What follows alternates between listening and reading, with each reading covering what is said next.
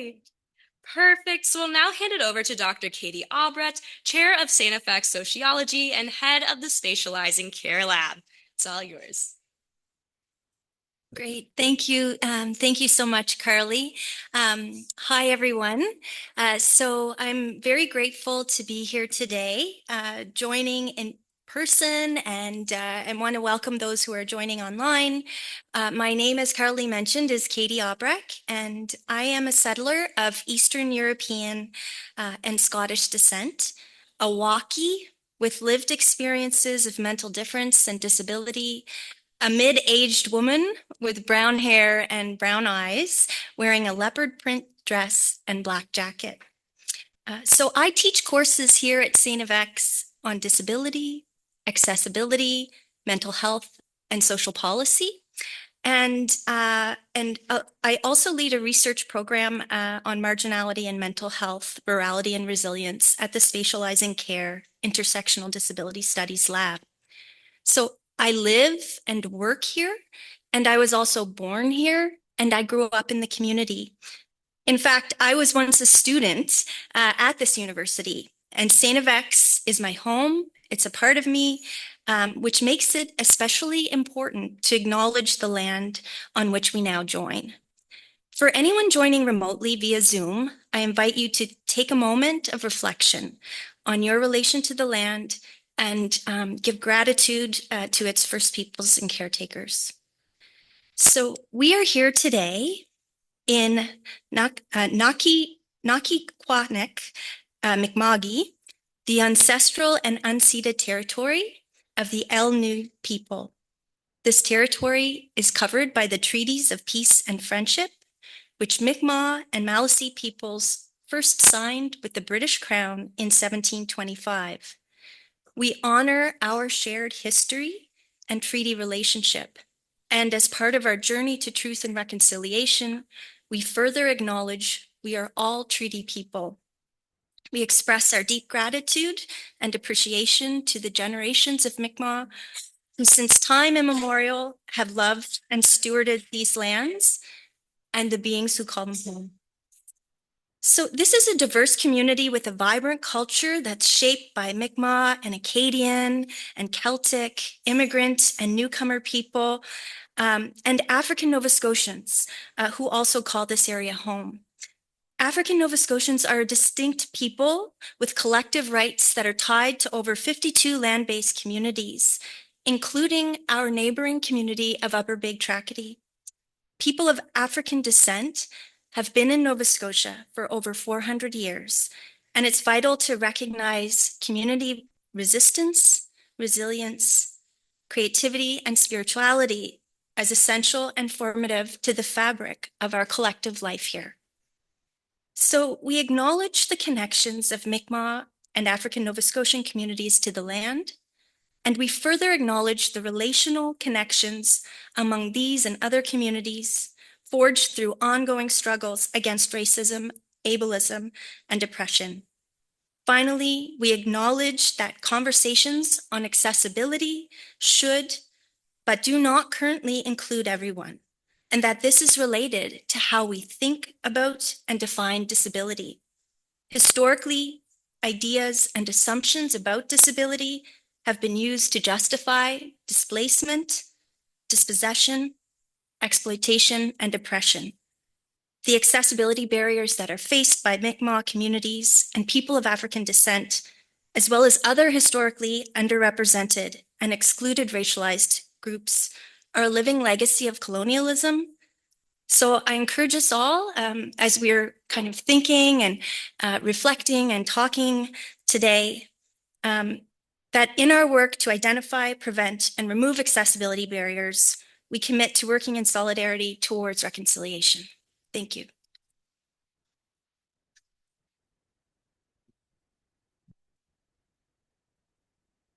Lovely. Ugh, why did I wear hoop earrings today? Okay. Thank you so. We're gonna have to.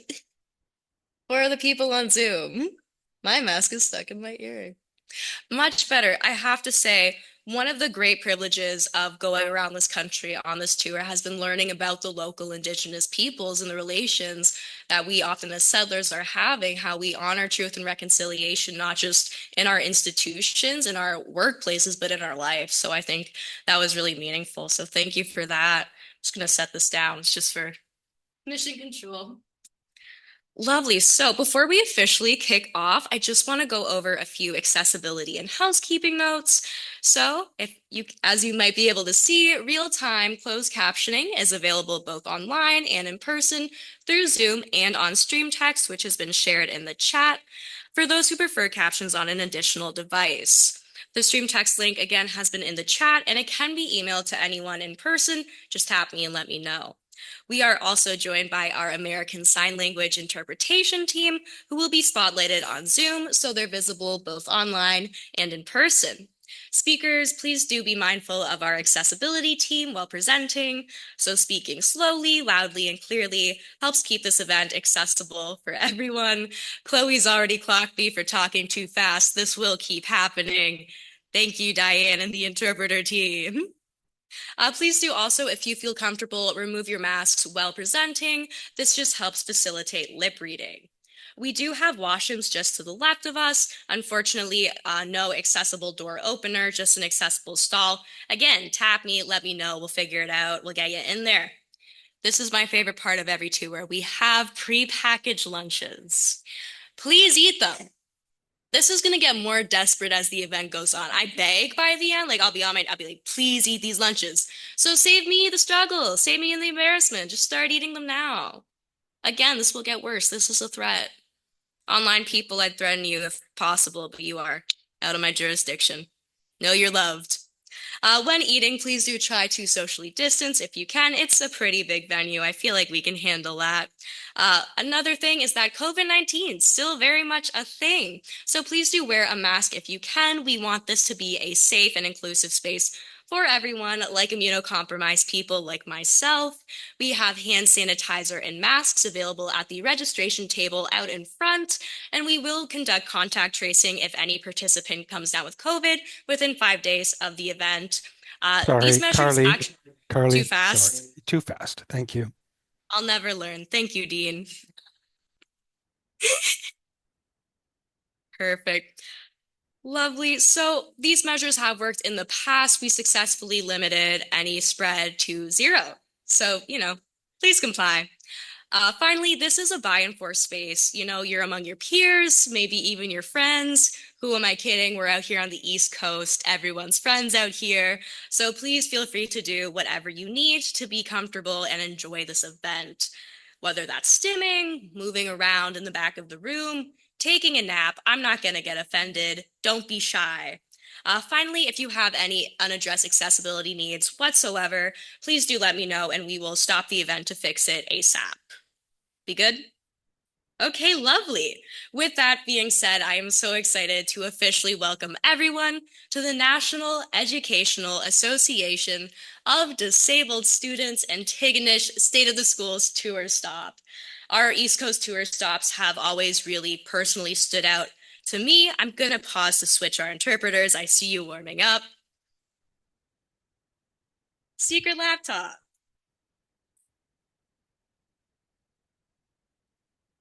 Oh, perfect. Thank you, team. All right, so as I was saying, our East Coast stops have always really stood out to me. The people are so engaged. It's always such a strong community. So I couldn't be more excited to be back here, and this time with a special focus on rural experiences around accessibility in post-secondary settings. And I couldn't think of a better place to learn more about this theme than St. FX in partnership with Dr. Katie Aubrecht from the Spatializing Care Lab.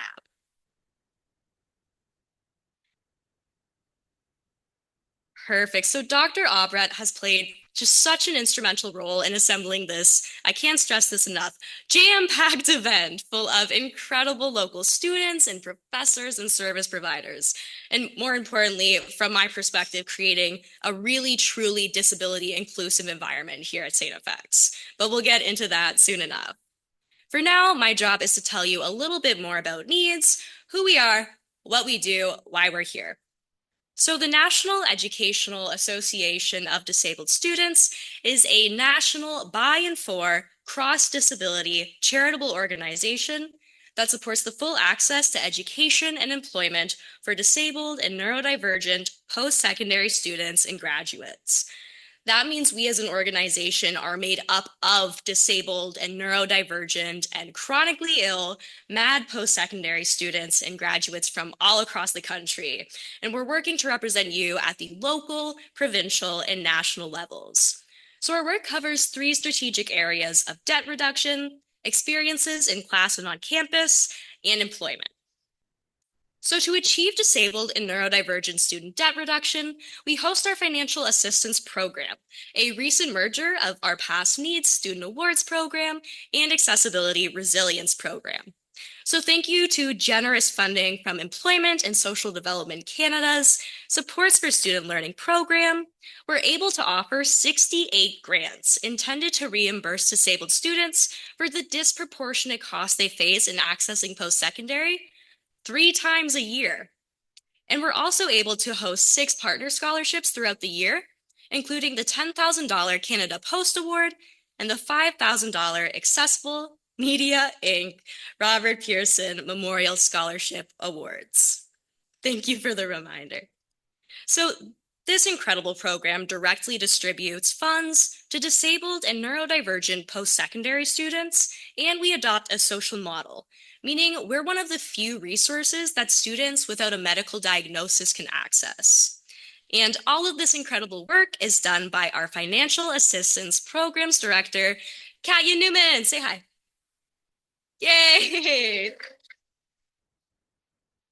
Perfect. We also host disabilityawards.ca, the world's largest online directory of disability-specific scholarships. Aside from private and school-sponsored scholarships, which includes eligibility criteria, application components, due dates, and award amounts, pretty important, Disability Awards also offers really helpful resources to understand provincial funding opportunities. And all of this work is led by our website's manager, Aaliyah Petzak-Grant. Woo! Yay! Aaliyah also mans like 3 different websites and is making us a new one, and I don't know how you do it. You kind of scare me a lot. You're so scary. Anyways, finally, we're also a founding member of the National Advisory Group on Student Financial Assistance, where we work with the federal government and non-governmental organizations to improve the delivery of financial assistance to students across Canada.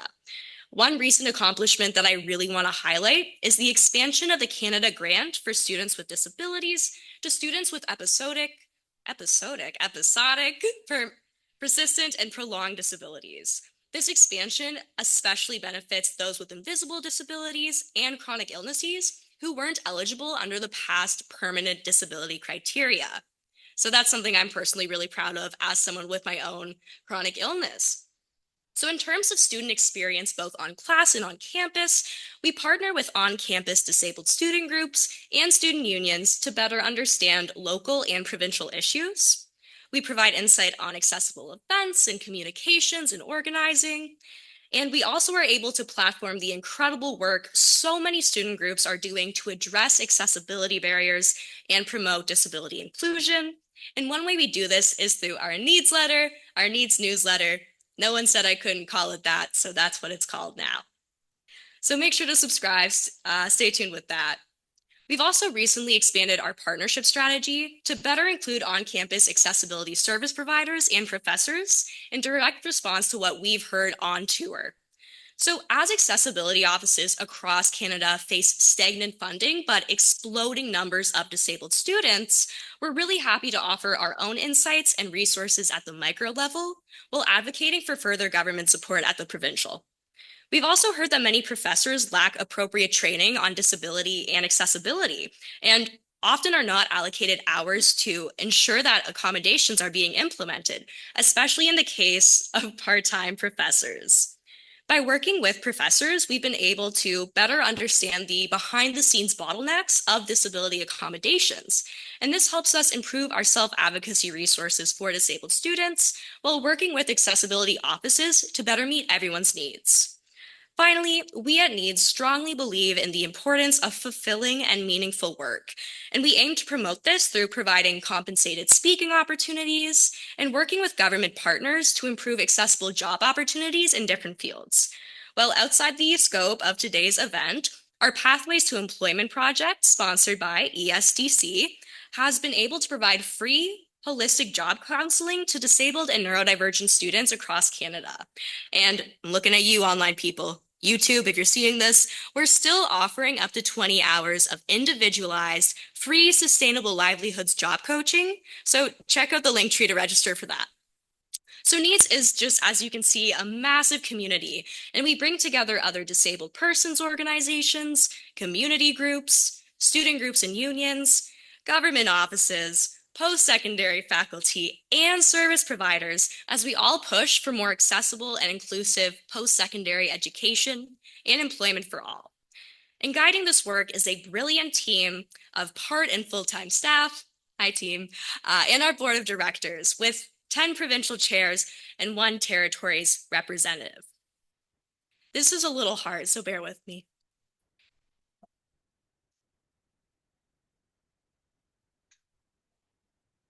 So I do want to take a moment, I'm just going to be human for a second, to remember our Nova Scotia director.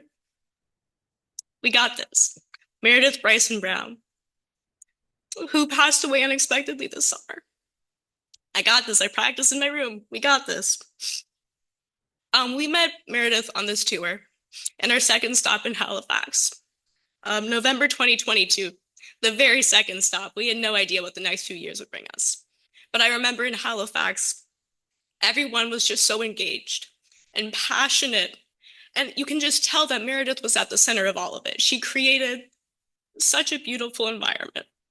And you could tell how dedicated she was and how empowered she felt that us as a national organization could see the work she was doing at Dalhousie and beyond.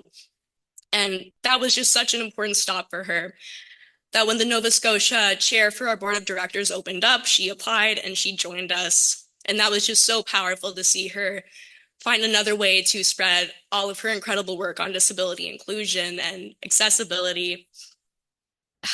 Yeah. So we could do a moment of silence, but I think Meredith really understood. I think the best way we can honor Meredith is by using this time the best we can. And I also think it's important to share how much you appreciate the leaders in your life before you don't have the chance to. We made it through. Yeah, but please do keep her in your thoughts. I know we will too. And then I just do this crazy segue into pretending everything's normal. 1 second. Ooh. Cool. Thanks, team. So before I dive into what we can all expect today, a little bit about the tour. So the State of the Schools tour is a national hybrid tour that visits disabled student groups, student unions, and faculty at their own post-secondary institutions. And this provides really important advocacy, networking, and capacity building opportunities. And these tour stops directly inform our State of the Schools publications, led by our phenomenal lead researcher, Chloe Godin-Jacques. Yay! Thank you. As well as our partnerships and government relations strategies. So the tour began all the way back in November 2022 in St. John's, Newfoundland. And then we made stops in Halifax, Montreal, Ottawa, Victoria, Winnipeg, London, Ontario for some reason. That's my hometown, no hate.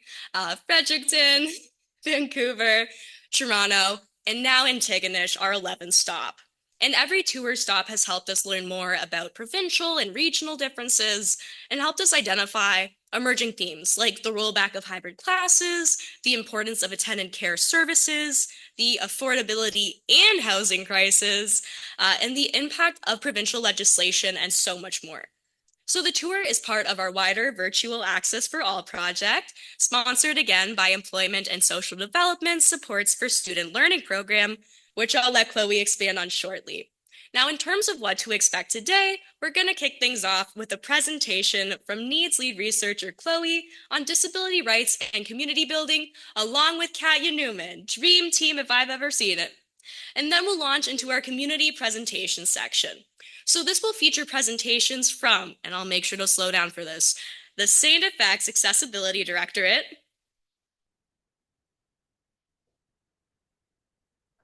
the Nova Scotia. Nope. I'm going to keep guessing. I'm kidding. St. FX Accessibility Advisory Committee Chair. Yes.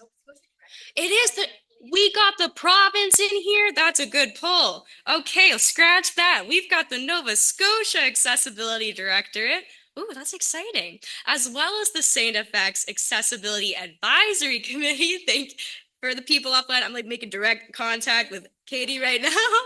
We'll also have the Spatializing Care Lab, as well as the Tramble Center for Accessible Learning, Flourish at X, and presentations on accessibility in research and teaching, as well as a pre-recorded presentation that shares about a recently published report documenting disability and gender-based violence across post-secondary institutions in Nova Scotia.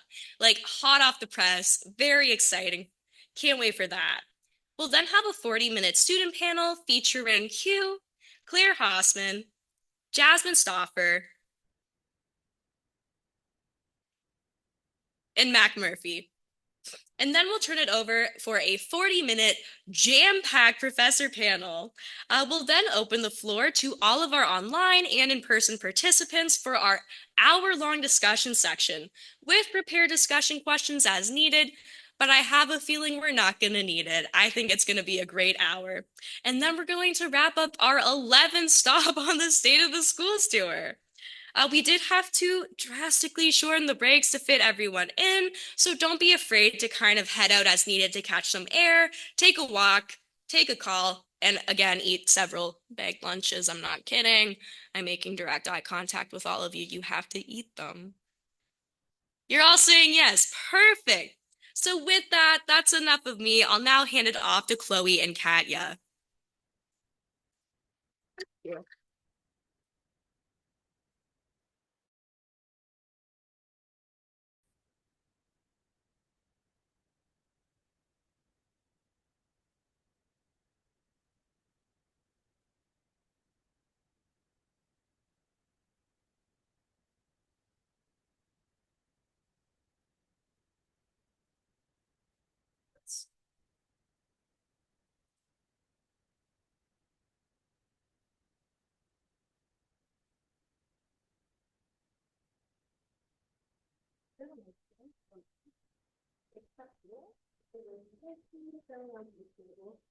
Avoiding the mic stand there. I really booby trapped them.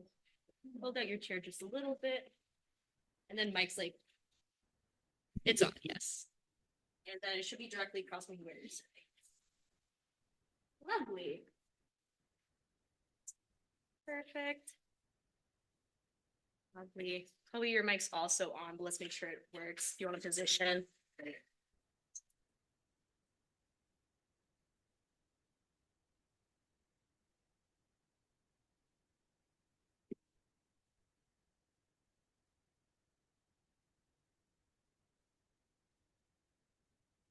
That's like the Blair Witch Project. All right.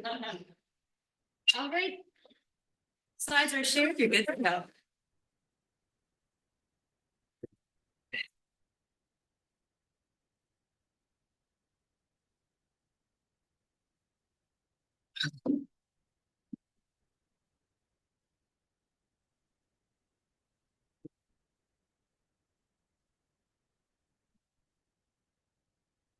There we go. Okay. Hi everyone. My name is Chloe and I'm from Occidente. I identify as a white Greek settler.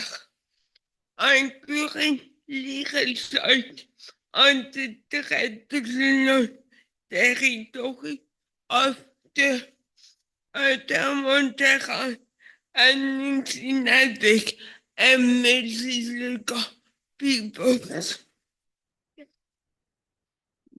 Though the unceded territory of the Algonquin people with forever be my own and where I'm different from indigenous communities. As a visual description, I am a white female person individual sitting in a motorized wheelchair. I am wearing a black jumpsuit layers with a green top. My hair is tied in a bun. Thank you for sharing this space with us today.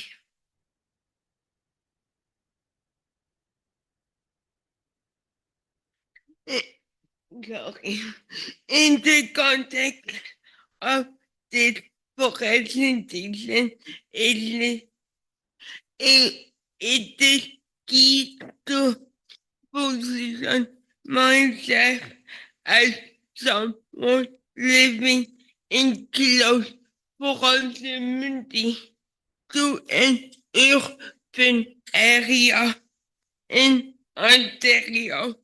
So the aspects of my personality will inevitably influence the content I deliver.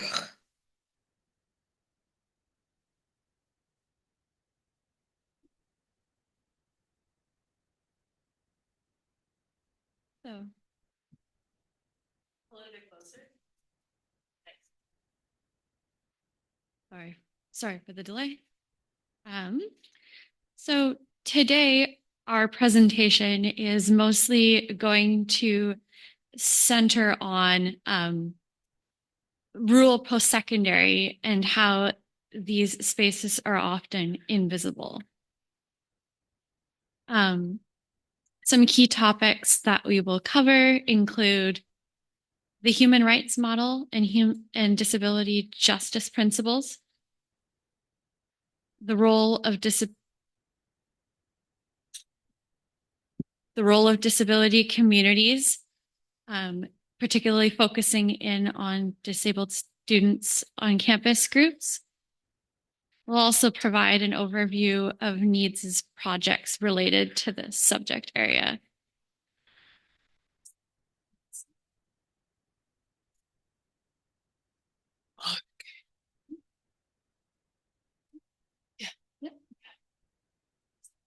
So I'd like to start off by talking about the human rights model and acknowledging that this model shifts the responsibility from the individual to the society. And it acknowledges that individuals with disabilities have the same rights that others do. And this model emphasizes that disabled people often have to fight for those rights, which are often denied within societal spaces. Since the Convention on the Rights of Persons with Disabilities, this model has become a lot more popular, and the model has begun to be used to support the dignity of disabled individuals. In post-secondary education, the needs of persons with disabilities are often unmet due to ableism and other forms of oppression. Self-advocacy is essential for students to advocate and move within these institutions, and we will discuss that in a bit more depth later.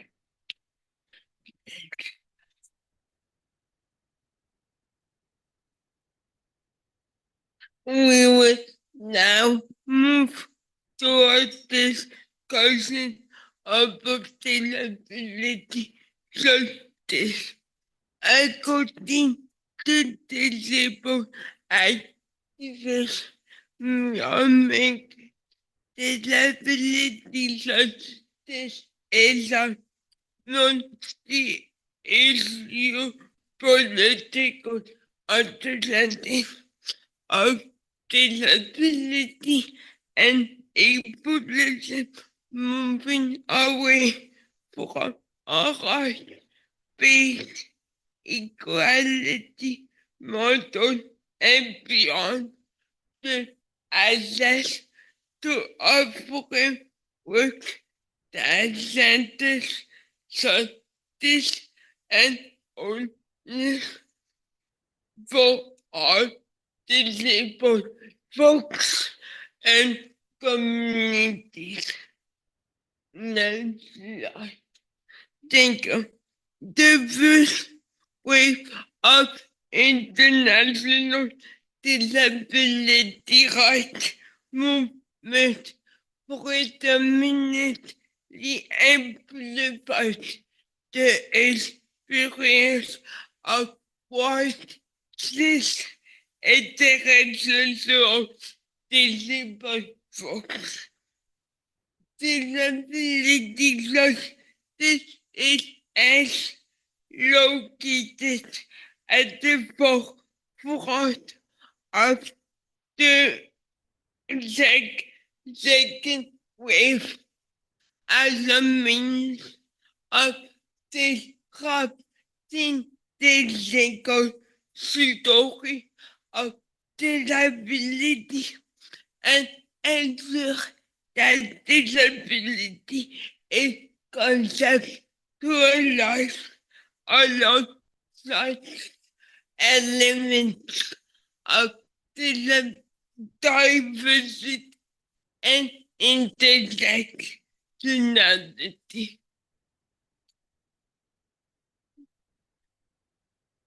So SIN's invalids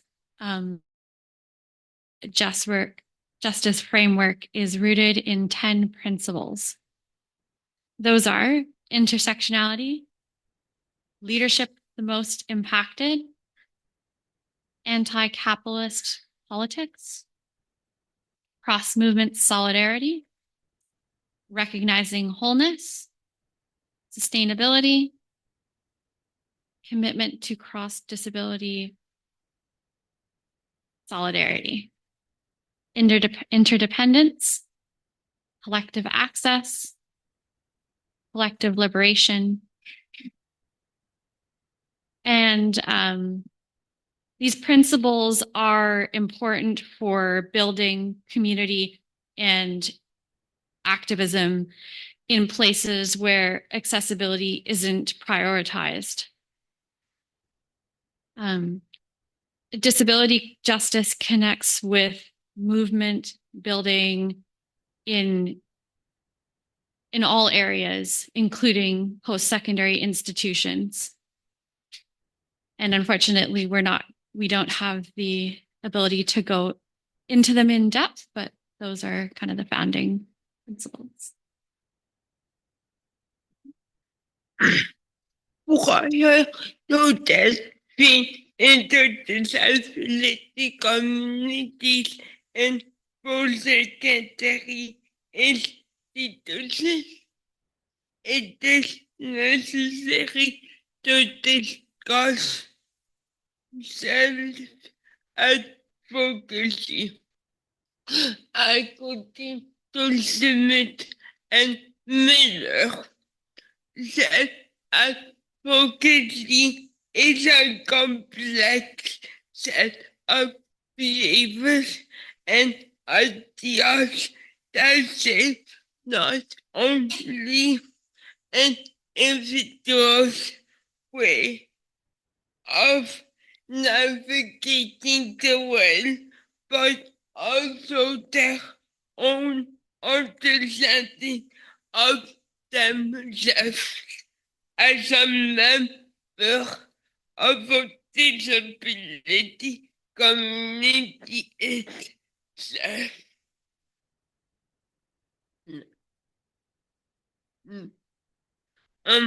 While self-advocacy is a skill that many disabled and neurodivergent folks practice on a daily basis, it is often imposed onto students who are navigating the complexities of post-secondary education. These institutions are set up in ways that are not tailored to diverse and intersectional needs that ultimately do not conform to normalcy.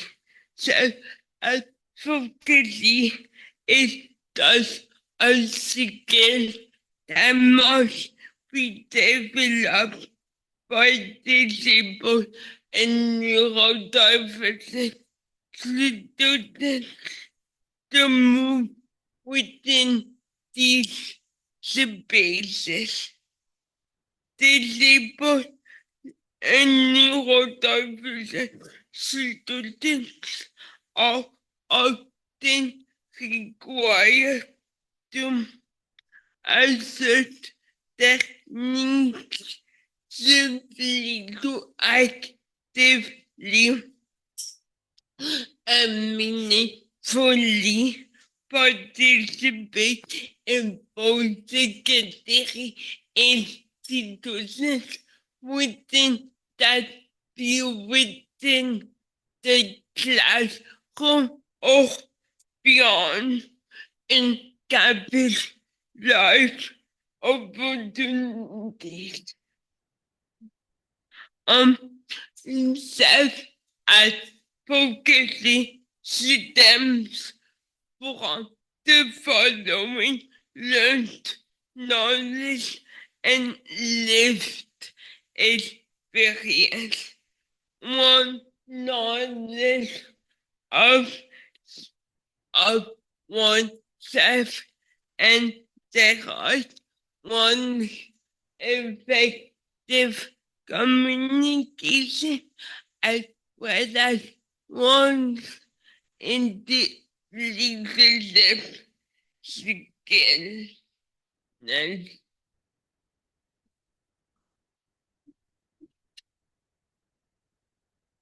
So we'd like to take a moment to explore how disabled students can connect and engage in post-secondary institutions, focusing on disabled student groups. So a question we have is, what do you think are on-campus disabled students groups?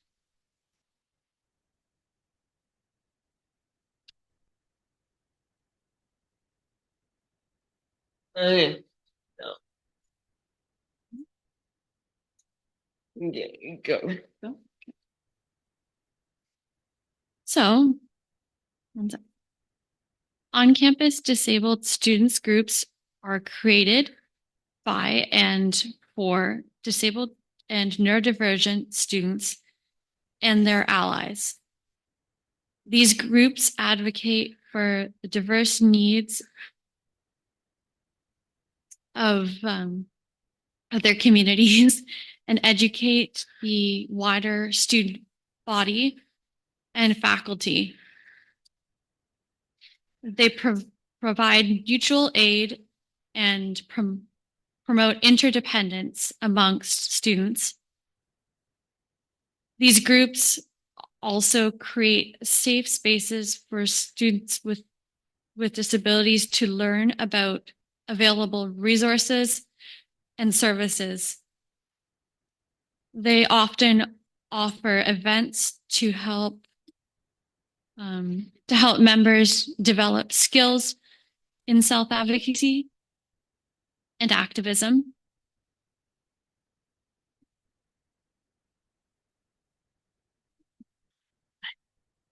Yeah.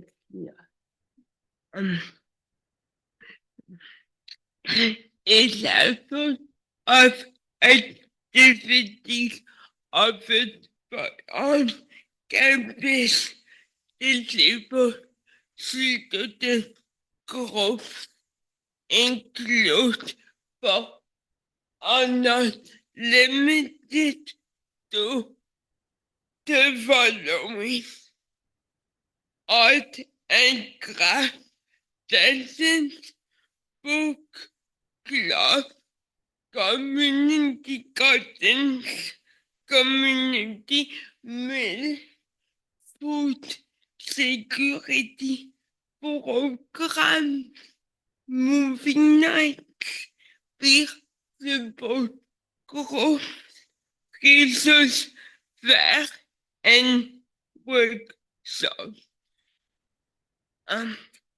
While on campus disabled student groups do not exist on each campus, there is an increase of groups being formed with the intent of providing resources and support to disabled and neurodivergent students. The groups differ immensely from accessibility and disability services since they are by effort groups and not service providers. In brief, these groups aim to force a sense of community amongst disabled and neurodivergent students within the basis that are not construct them for them and ultimately provide tools to resist ableism and oppressive institutional structure imposed secondary institutions. Okay. So NEADS partners with on-campus disabled students groups to help support their initiatives. One of the ways we help is by providing networking opportunities and promoting their events in our NEADS letter. We can also connect with groups via Zoom for brainstorming and problem solving.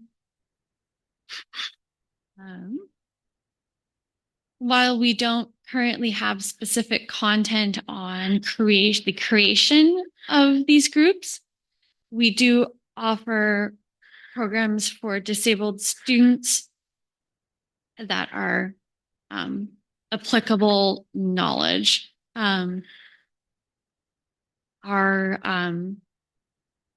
sec.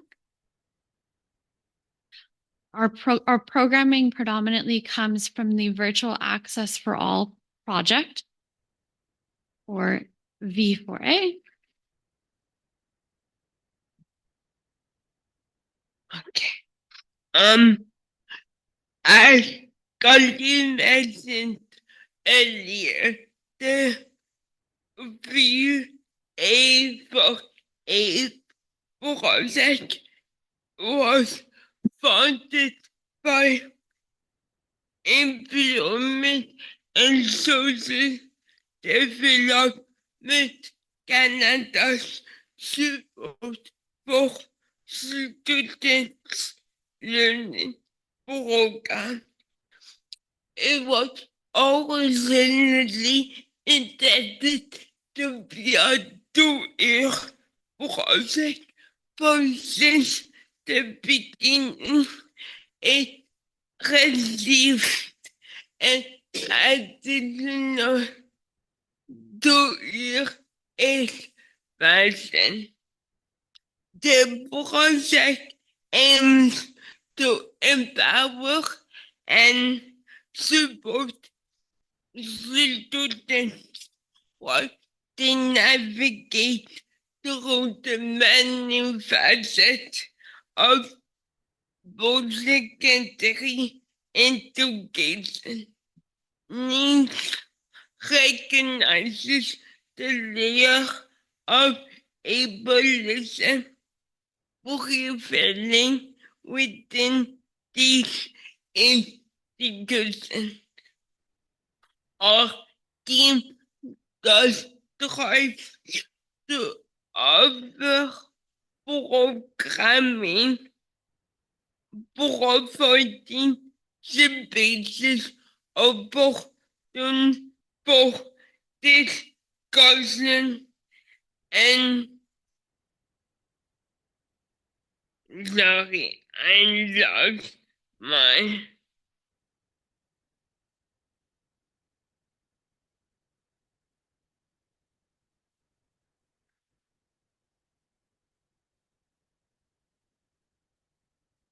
opportunity for discussions and research sharing. Examples of programming include monthly webinars, quarterly reports, as well as the state of the school reports. I mean, the state of the school to my apologies. All components of a project are promoted through the NEADS letters and all of our social media platforms or events are a way in which the community can engage with each other in accessible and inclusive spaces. Okay. As has been highlighted, NEADS works very closely with on-campus disabled students groups through the State of the Schools tour. These groups have really helped us understand specific barriers and challenges at their institution and in their geographical area of Canada. Each tour stop has served the important purpose of sharing the lived experiences of disabled and neurodiverse students. As has been mentioned, we've visited 10 campuses thus far and have a few more planned before the tour wraps up in March of 2025. We've been striving for accessibility during these events by introducing the hybrid aspect. We feel that the hybrid format, as we particularly saw during COVID-19, really allows folks to engage in ways that best suit them.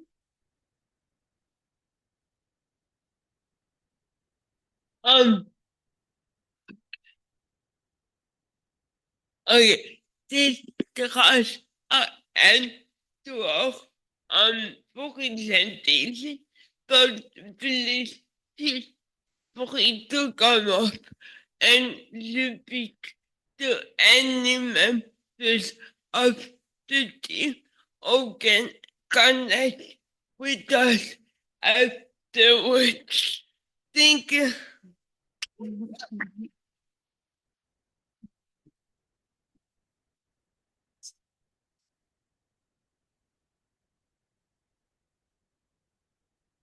All right, so like it says on the slide, you get 5 whole minutes for your break. What?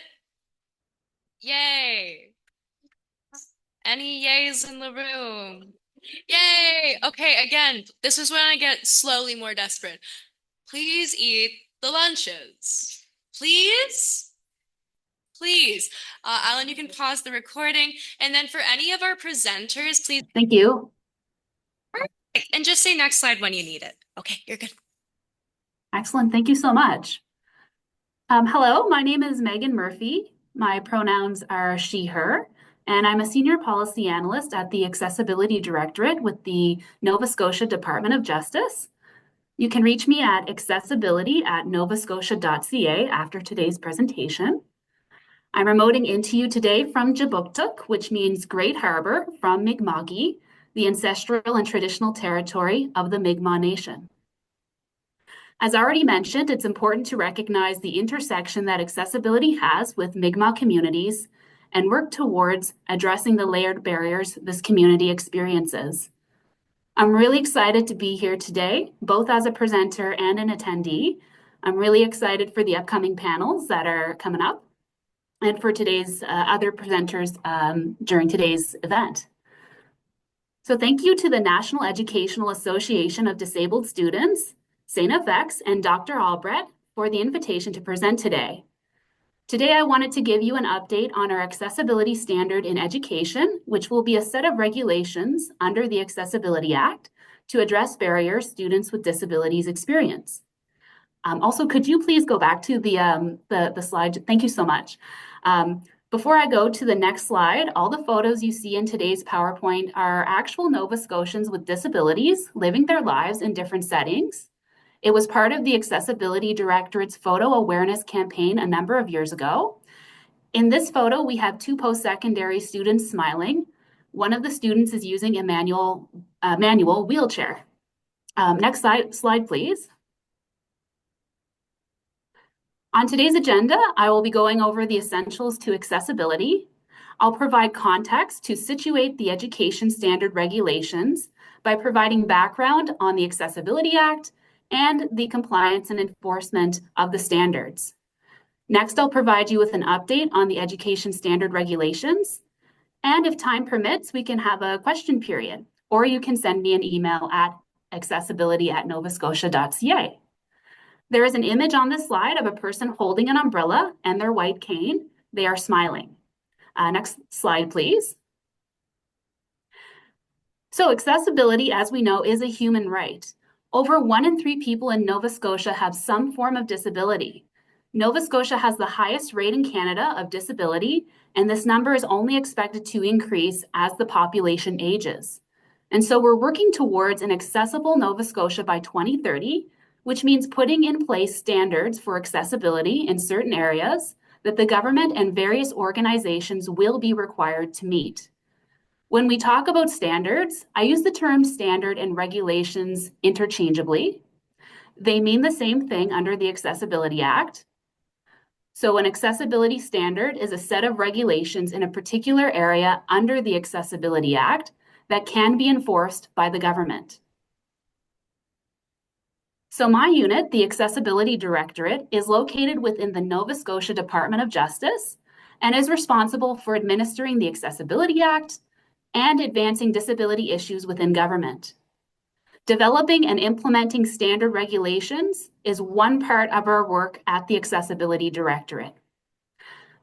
Another important part of our work is building capacity and awareness through education and collaboration to support creating a cultural shift in the province. On the slide, there is an image of a person using a manual wheelchair and a person with them who is reaching to open the door. Next slide, please. The Accessibility Act was passed in 2017. It was developed collaboratively with people with disabilities. Certain organizations are prescribed under the legislation and have legal requirements to create accessibility plans and establish accessibility advisory committees. Prescribed organizations include universities, Nova Scotia Community College, the Atlantic Provinces Special Education Authority, the Regional Centers for Education, which are our schools, as well as CSAP, which is our French schools. And there are many other prescribed organizations, including municipalities, health authority, and some crown corporations. And St. FX is one of these prescribed organizations. In St. FX's accessibility plan, there are commitments for what they will do to advance accessibility. Prescribed organizations are required to develop an accessibility plan and to make it public. And the plan must have three main components. Firstly, they must talk about progress made removing and preventing barriers, how organizations will prevent and remove barriers, and processes in place to assess the impact of proposed actions on accessibility. Also, these plans must be updated every 3 years, and St. FX's accessibility plan will be updated by, or must be updated by April 1st, 2025. Additionally, the Accessibility Act provides authority for the Accessibility Directorate to create and enforce accessibility standard regulations in 6 key areas, one of which is education, which we will talk about today. The other standard areas include built environment, employment, goods and services, public transportation, and information and communication. Each standard is at a different phase in terms of its development, and we expect the built environment standard to be enacted soon, meaning it's passed into law. Also on this slide, there is an image of 2 children in pink jackets on playground equipment. Next slide, please. The Accessibility Act's compliance and enforcement framework was developed in collaboration with the disability community, impacted sectors, and government departments. It emphasizes collaboration, awareness, and capacity building to support organizations with compliance. This means awareness and education is priority when implementing standards and our first step to enforcing compliance. The timing of the enforcement is still to be determined for each of the standard areas, but we expect that once a standard gets put into law, which I use the word enactment, there will be a period of time to help the sector understand the requirements and to take the time that it needs to comply before the standard becomes enforced. And as part of the work to develop each standard, we are developing capacity and awareness building plans to help organizations like St. FX understand the requirements and be able to comply. On this slide, we have a photo of a person reading Braille who is sitting next to a child that is smiling directly into the camera. Next slide, please. As per the Accessibility Act, the Accessibility Advisory Board was established, which is a board that is made up of at least half of people with disabilities or organizations who represent persons with disabilities. And so this board developed recommendations for the education standard through a standard development committee of experts, some of whom are here at today's event. Hello to them. And they created the recommendations. This committee conducted 3 rounds of consultations to seek input and feedback from the community and education sectors on the education. So the board created approximately 300 education recommendations that span across the public and private education systems. This includes the public and private early years, which are pre-primary daycare and childcare facilities, the public and private primary to grade 12 sector, and the public and private post-secondary education sector, as well as for community learning organizations that deliver the Nova Scotia School for Adult Learning programs. So these recommendations were submitted in January of 2023 to the Minister of Justice, which are actually published on the Accessibility Directorate's website. So everybody can take a look at that. Currently, we are working towards creating an accessibility standard for the public pre-primary to grade 12 and public post-secondary education systems based on those recommendations. The other recommendations impacting other organizations, such as the private sector and nonprofit sector, will be reviewed and considered for a proposed standard in the near future. So the board submitted 57 of 300 recommendations for universities and the Nova Scotia Community College. The post-secondary education recommendations covered a variety of areas, including strengthening accountability and data collection and reporting mechanisms, professional learning for staff, procurement of learning assessments and instructional materials, navigation supports and transition planning for students, updating curricula, language access, accessibility services, assistive technology, and many other areas across the sector. The Accessibility Directorate collaborated with staff and solicitors from numerous government departments to review the recommendations for the public sector, and we are drafting the proposed standard right now as we speak. As per the Accessibility Act, we must make the proposed standard available for public review for 60 days, 660, hopefully I said that right, 60. We anticipate the public review will launch in spring of 2025. During this time, the sector and general public will have time to comment on the proposed drafted standard. And this feedback will be reviewed and analyzed internally by government, and adjustments as needed to the education standard will be made before it is submitted to Cabinet for approval as a regulation. Information on the public review will be shared widely with our partners to ensure broad and diverse participation. Your input as students with disabilities, staff, and faculty is really needed with this public review, which will happen in the spring of 2025. If you would like me to put you on our mailing list so that you receive this information, please email me at accessibility@novascotia.ca. After the public review is conducted and any changes to the standard are made, we anticipate the education standard will be put into law by late 2025 to 2026. As said before, there will be a period of time before enforcement of the standard happens to provide time for organizations to comply. So I really hope you participate in the public review. It is critical we hear from students with disabilities in the public education systems. Next slide, please. So I'd like to thank you for the opportunity to present today.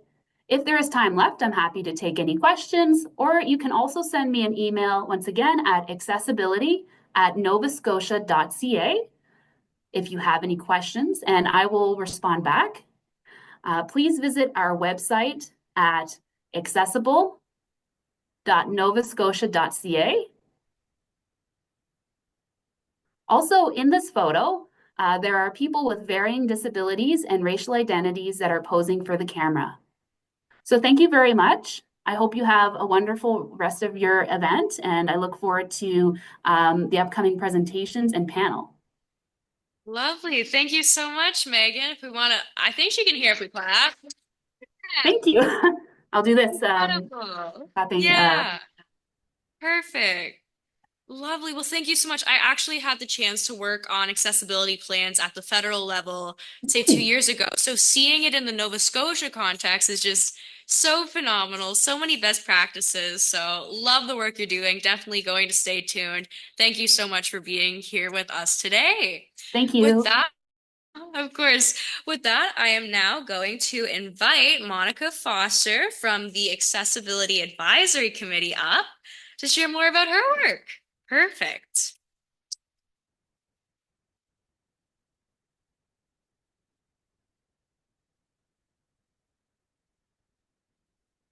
Good afternoon, and oh, there it is. Look at that. You thinking and it shows up. Hello, everyone, and welcome. My name is Monica Foster, and I am the Vice President of Finance and Administration for the St. FX, and I welcome you all here today. If I can get the next slide, please. So I'm not going to repeat anything that Meghan said. I'll try to be a little more brief because I think we're starting to get into the time crunch. But in 2022, St. FX engaged in a comprehensive planning process to create our first accessibility plan.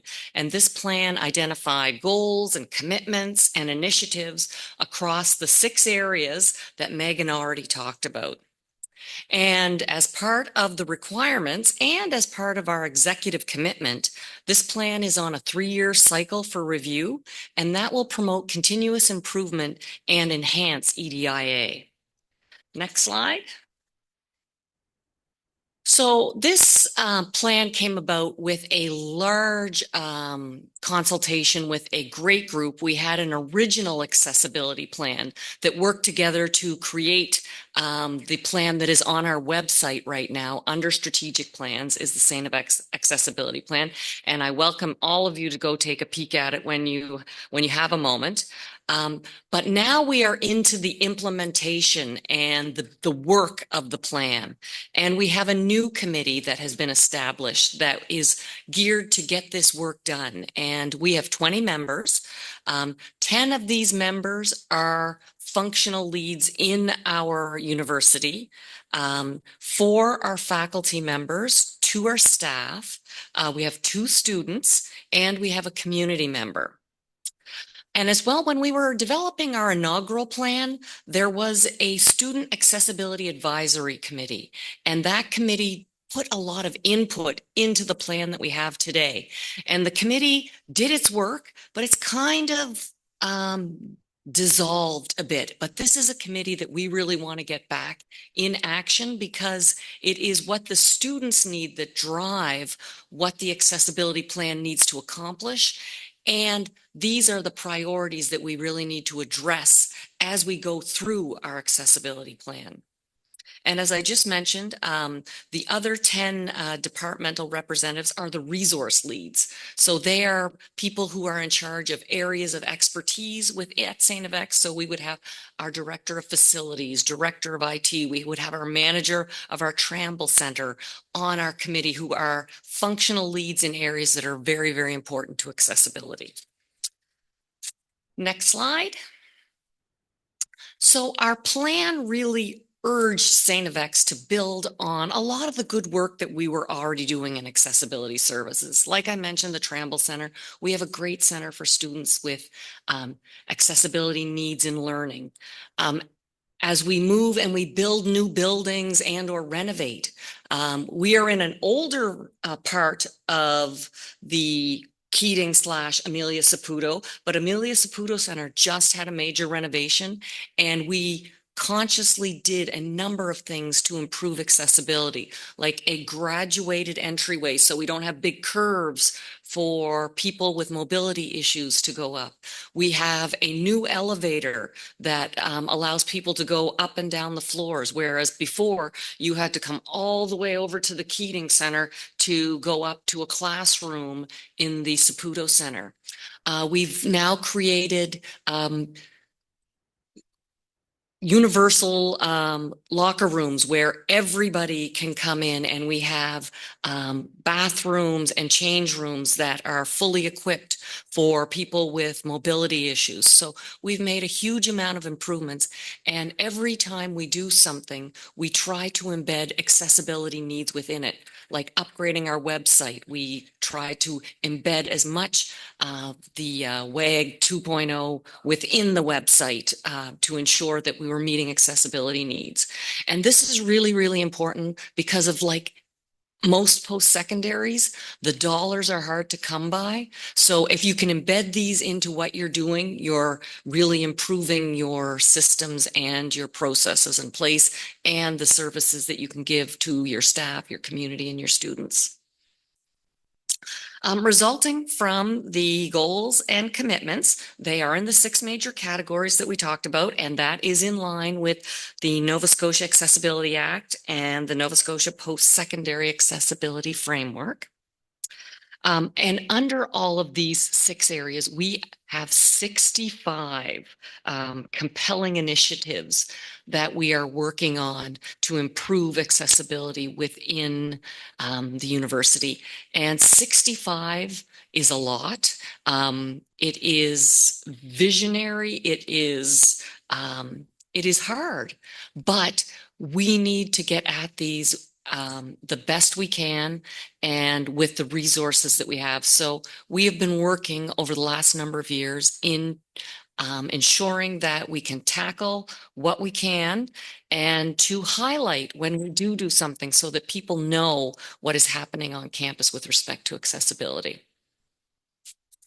Next slide. Our next steps as a committee, we have a new award coming out. It is the Jeff Murray Award for Accessible Communities, or Accessible and Inclusive Communities. And Jeff was a treasure to St. FX. He was on campus all the time. He was a fixture at our basketball games, and he was an inspiration to the community, and he passed away recently.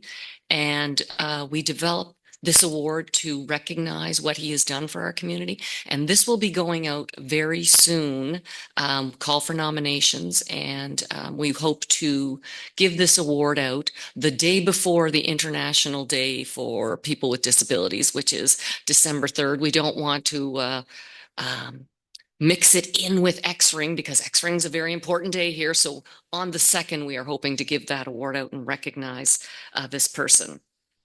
We're also in the process of creating accessibility committee working groups where the action is really going to take place. And within our plan, we have determined 5 accessibility working groups, but now the new committee is looking at them to determine whether or not are these the areas that we really want to focus on. So we are open to seeing what the priorities are now, but we know there are areas within communication, within facilities, within teaching and learning, and within students that we really need to focus on. So I'm sure they will stay close, but they may change a bit.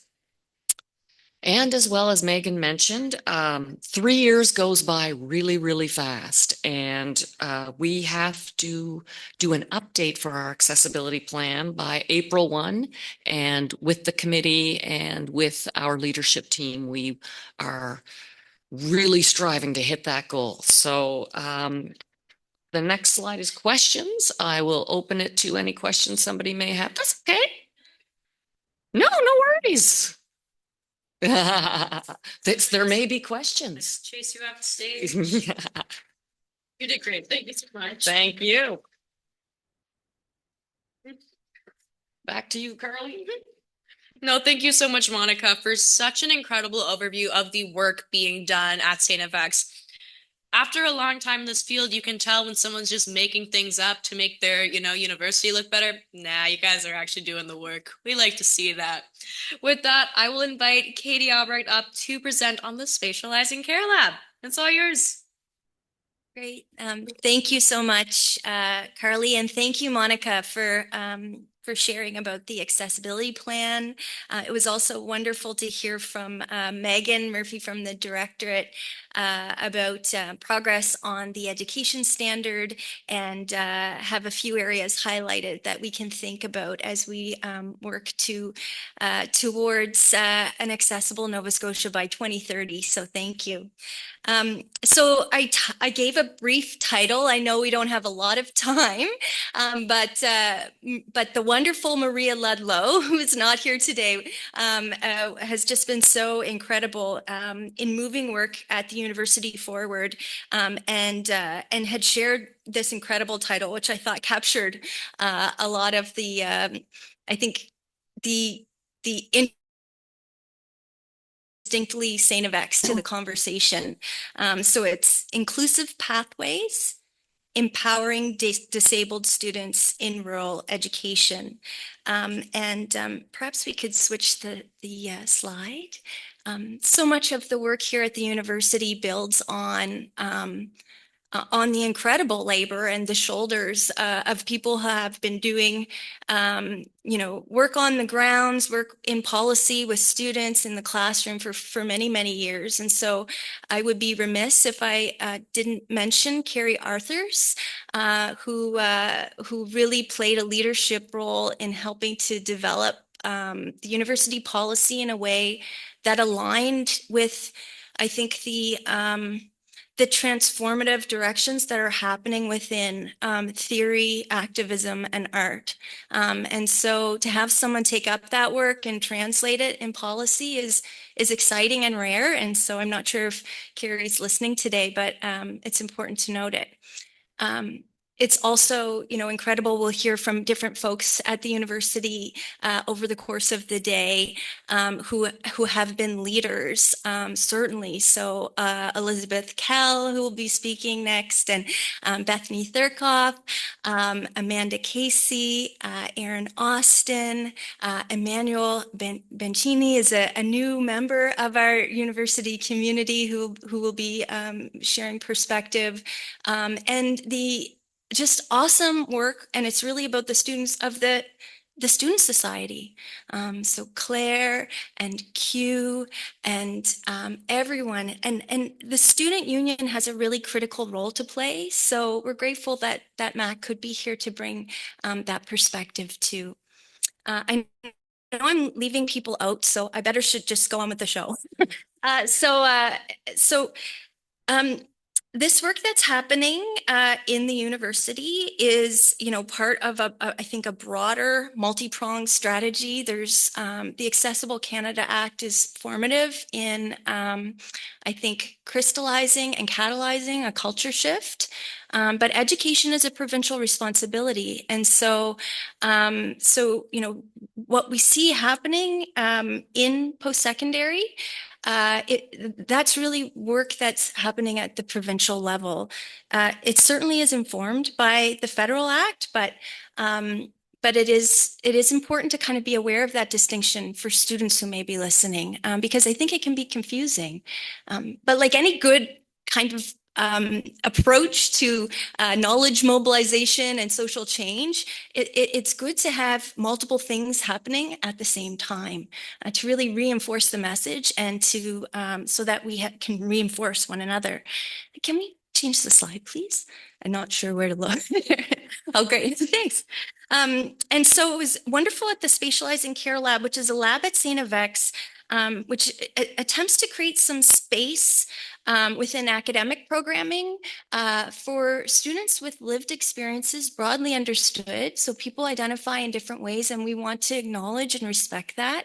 So as disabled students, students with disabilities, neurodivergent, MAD, psychiatric survivors, and a whole, range of different experiences. I think we need to create some space for that. So the lab has a physical place where people can go, students can go to do research and also to connect with community. The lab was very much involved in the inaugural review of Nova Scotia's Accessibility Act. So this review was required by the Act, and there were students really that it was the students that played a leading role in that work. Graduate students, students that were, working on their PhD, but students who had lived experience. And so one of the key things that the lab tries to promote is leadership opportunities and professional development, and just, again, giving space for people to shine and to develop those skills that will help them to be leaders beyond academic spaces. Change the slide. So what happens in the provinces could be shaped. There could be incentives that are provided at the federal level.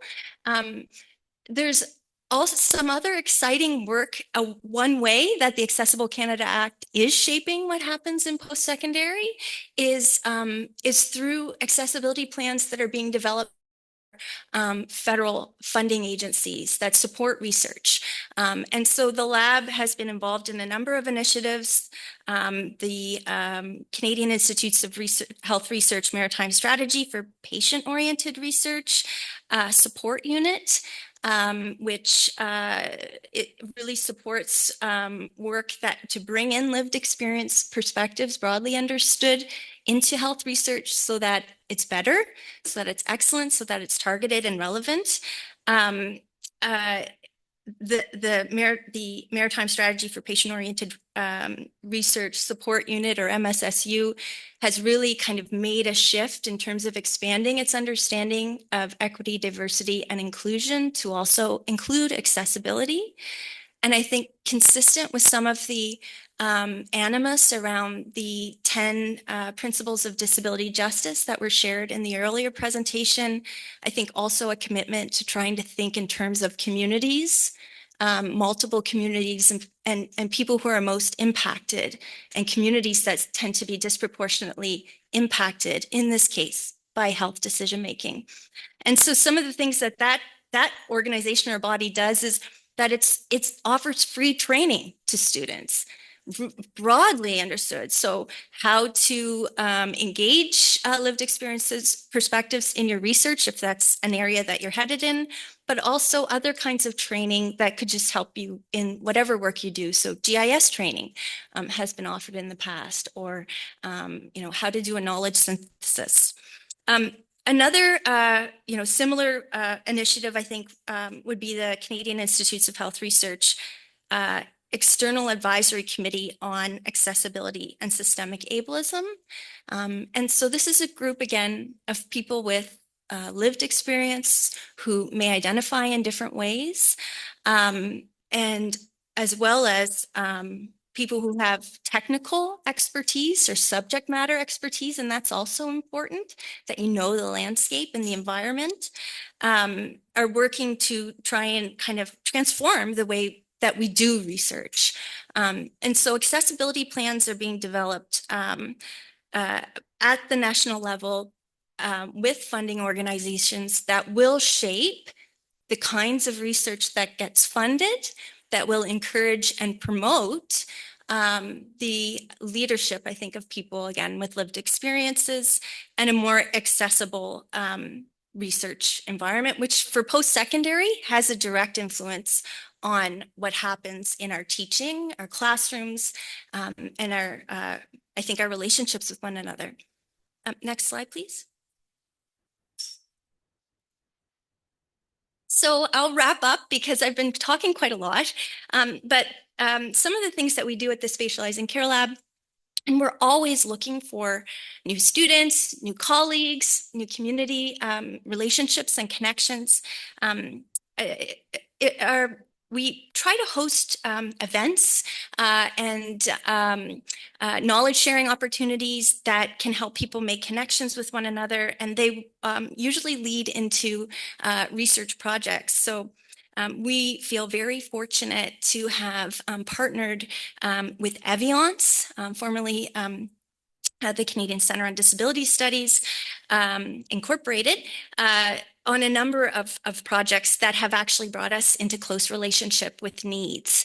And so grateful for that. One that I'd like to highlight is their ESDC-funded Innovating for Inclusive and Equitable Post-Secondary Education project that looks at transitions to and through education to meaningful work as a pathway to realizing the social development goals.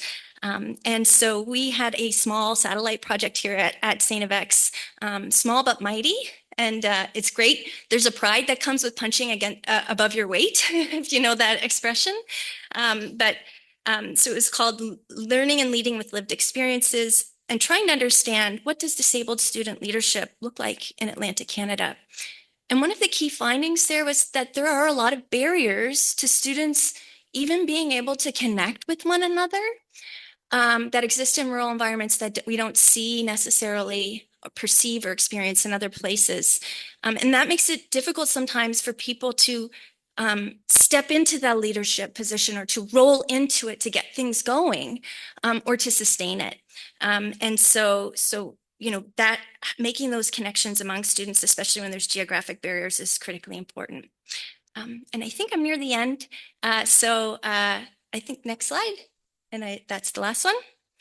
So the big thing that we're trying to encourage is a disability culture, community of practice, informal, if not formal, and develop leadership competencies that are disability specific or have a disability and accessibility lens, to think about university course offerings, training, networking, and project management, as well as mentorship across the academic lifespan or journey, so that we can catalyze conversations with leaders and collaborate in ways that support a transdisciplinary approach to accessibility. Thank you.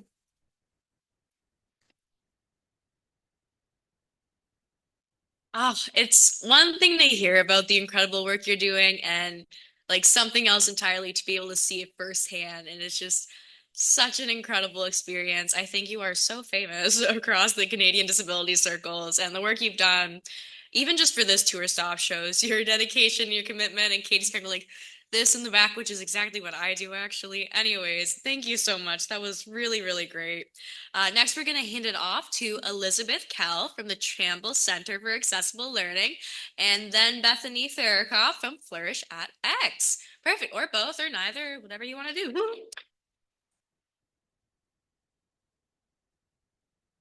Thank you very much. And thank you, Katie, for all that you do to move accessibility forward on campus. And thank you, Monica, for taking up the helm with the accessibility plan and helping us move that forward. I'm going to apologize now to our interpreter. I am a Cape Bretoner who talks very quickly. You will be happy to know I only had 1 cup of coffee today, so I should be okay. So, as Carly said, my name is Elizabeth Kell, and I am the manager of the Tramble Center for Accessible Learning here on campus. So our program is a student-led center approach for learning for our students. Our program started in 1989 with Mary Ellen Clancy, who was a counselor at our Health and Counseling Center, who saw a need that needed to be filled and wonderfully filled that role. And it is with the groundwork that she laid in developing the first policy for students with disabilities that we have now moved forward to the program that we have now, where we service over 830 students at our center right now. When I started in 1994, we had 40 students, and my hair was whatever my natural color was back then. So if we can go to the next slide, that would be great. That's okay. Who are we and what do we do? So I did put this together with Bethany. So the Tramble Center and Flourish at X fall under the Health Counseling and Accessible Learning umbrella under Student Services. So we provide supports for students with diverse needs, and we provide a safe place for them to be themselves and assist with the challenges that they face from being away from home in a rural environment. Next slide, please. I'll speak specifically to who we are and what we do at the Tramble Center. So it is a program of support for over 800 students with diagnosed disabilities registered with us. Within that, we have a team of 7. We were fortunate to be able to add an additional position within our center. So as myself as manager, we have 2 accessibility resource advisors who work with students who are able to access provincial grant funding so they can apply for goods and services funding from their home provinces. That was a need. We felt we needed an additional position because as our numbers grew, to be able to get the applications out in a timely manner was really important. So students could access their funding, therefore access the supports that would bring to them. We have a position that is really for those of the students that are here, I think really integral to the supports provided to students person. And one of the things we have found being in a rural area is finding tutors that are knowledgeable in certain subject areas. That has been probably one of the hardest things, especially since COVID. So Hillary started what we call now study halls that are Thursdays from 6 to 8, Sundays from 1 to 3. And we have tutors dedicated that come to both of those sessions. It's a spot. If a student has an issue in chemistry, you want to come on Thursday because Pat's going to be there and he can help you with chemistry. If you just need a place to come and sit and get your work done, and there is always going to be someone there to answer any questions you may have, whether it's doing a paper, whether it's doing an assignment, there's someone there to assist.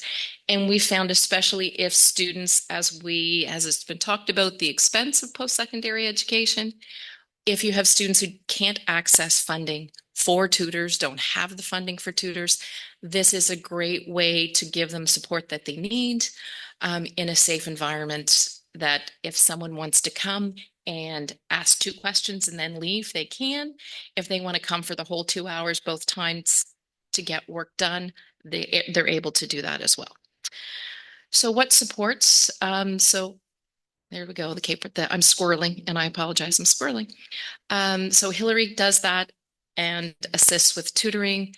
Tracy does note-taking along with working with Susan, who is our exam coordinator, to help set up our accommodated tests and exams. And the final piece to our puzzle, which will come back into play next week, is our EDGE coordinator. So we have a program funded through post-secondary accessibility services that works with our students on work integrated learning.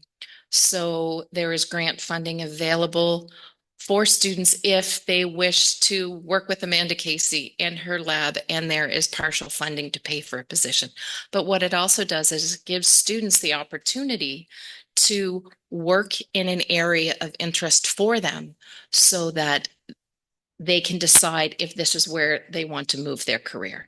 And I believe Q, I think you worked under the EDGE program when it was Heather.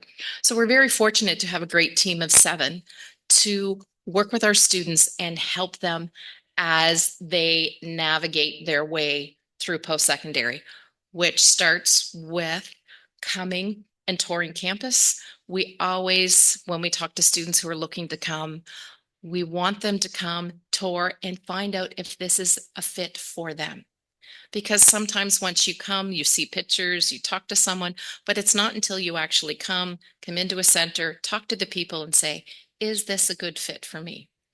And I'm glad Monica stepped out, because what I do say to students is you're going to find great supports wherever you go, but it's important that you feel comfortable wherever you decide to go. So if St. FX is where you want to be, fantastic. We would love to have you. If St. FX is not where you want to be, go and find a spot that works for you. So, but with that, we talk to our new students about course registration, talk about their learning styles, professors' teaching styles, and we help them make a good match. Because as we know, having come through and being in classrooms, it's important that a student is comfortable, and depending on how they learn and how they test, and is it a paper-based class? Is it a test-based class? Is it a project-based class? Is it a presentation-based class? So it's working with the students to play to their strengths. So that's a big thing in what we do. We help them locate tutors and note takers. We talked a little bit about the new student support. Hillary will also work one-on-one with students who are new to the program. They don't necessarily have to be first year. They're new to us, and work with time management and organization skills, because we all need a little help in that area sometimes.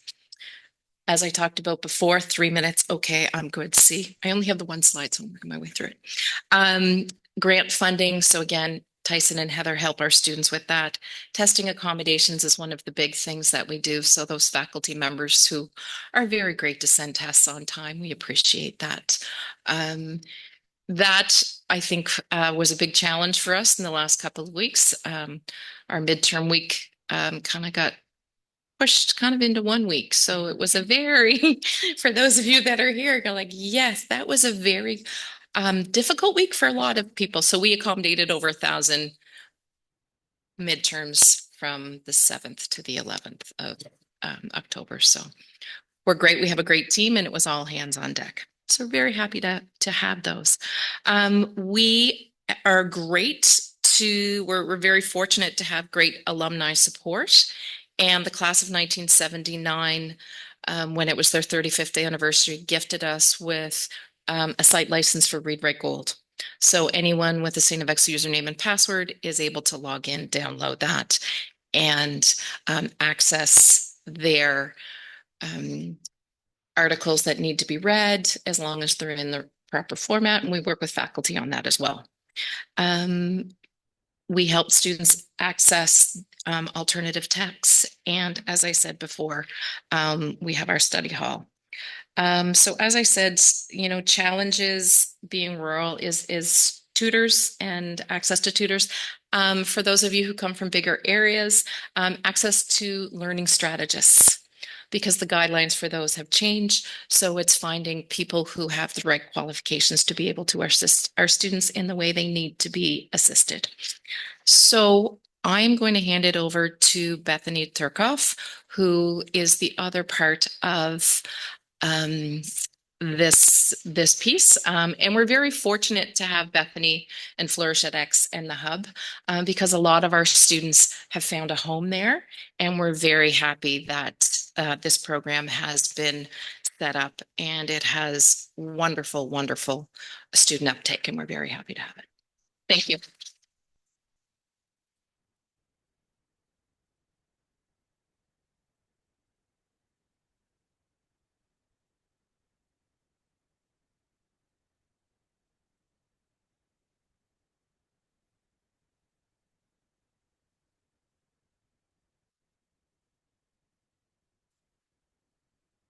And it says believe. And if I had another sign to put near this, I would put hope.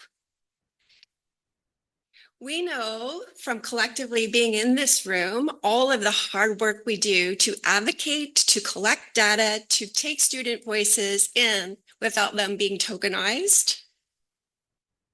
We know that very often those voices are silenced. We focus so heavily in academic institutions, in educational settings, on the classroom and the curriculum, on the measurement and the evaluation. I am an educator. The reason I left that practice was because I don't believe in the assessment and evaluation. I come from a family of educators. I have found a home where I can create curriculum, which I've done in previous roles with the province to help improve physical activity, health, and well-being by situating myself with the grace of a pandemic to be able to put myself under a health and counseling space where we finally are able to have the voice of what social context means in higher ed. What does that mean? That means that what happens outside of the classroom is just as important as what happens inside the classroom. We know the nuances when we have our classes. These are privileged spaces we get to. We do our best to get to them. What happens in the aftermath when people leave those classes and we don't know?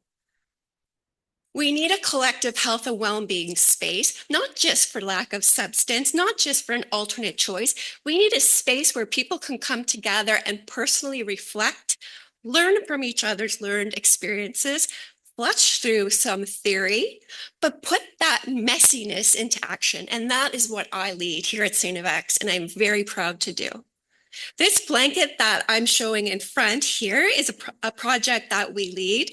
The work I do is all done through embodiment because I know the power and the privilege belonging to higher education is done through reading and writing. We know that there are values of being in the world that go beyond reading and writing. And we're just entering a space in academic research, which is why I'm in grad school to explore arts-based research. We know the benefits of arts-based research is that we can start to help bring other ways of knowing and being into the world and be validated alongside of words with reading. This blanket last year we did is called Community Together. We taught people how to crow stitch. This was inspired by a student who visited Newfoundland, who has family with textiles, who grew up learning this as a child through family. These pieces of blankets are all different colors because you take scraps from what you have, you put it together, and it becomes a warmth through Atlantic Canada's winter. This blanket was put together and then alumni stitched it together, calling it Stitching Community Together. What happens when we are learning and embodying activities is we help ourselves in an informal, non-formal space where you're not assessing me and I'm not assessing you. We learn how to talk to each other relationally off a device. We learn how to make mistakes and laugh at ourselves. We learn how to see people and the nuances of their life. And our staff is very specifically designed through a peer support program with a trauma-informed practice. So we ask how we can help. Most of the time, people just want to be heard.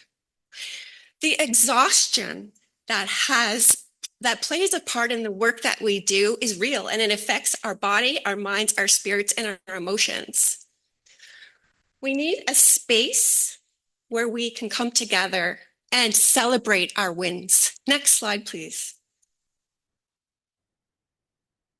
You know, I wish I could just blow this up in a poster and put it, but what you're seeing there is you're seeing a variety of students celebrating through, you know, evidence-informed practices that are often pushed underneath the rug, but they are very valuable. These are art-based therapies, nature-based therapies, music-based therapies, animal-based therapies, et cetera, et cetera. We see these sometimes positioned in our local hospitals. These have a place in the Health and Counseling Center for people who need to access communities, to learn skills, to reflect and process without being fear of judgment. The classroom is innately designed to be an assessment place. Whether you're in a community setting or not, you're always in the know of a positional power. We orient ourselves so that we are not managers, coordinators, leaders, directors. We are co-facilitators. I am very proud to sit in this room alongside Q. If you could lift your hand and wave, Claire.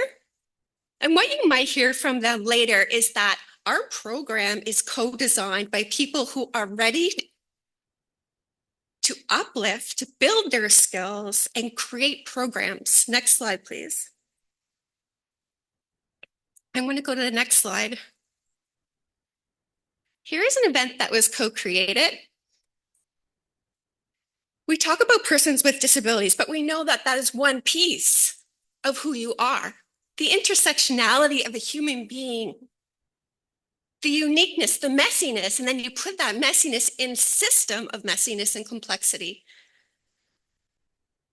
What does it mean to come and watch someone who openly says, I'm queer, and I'm going to teach you how to have a paint night? What conversations are had at that table as you're just embodying that strokes? Next slide, please.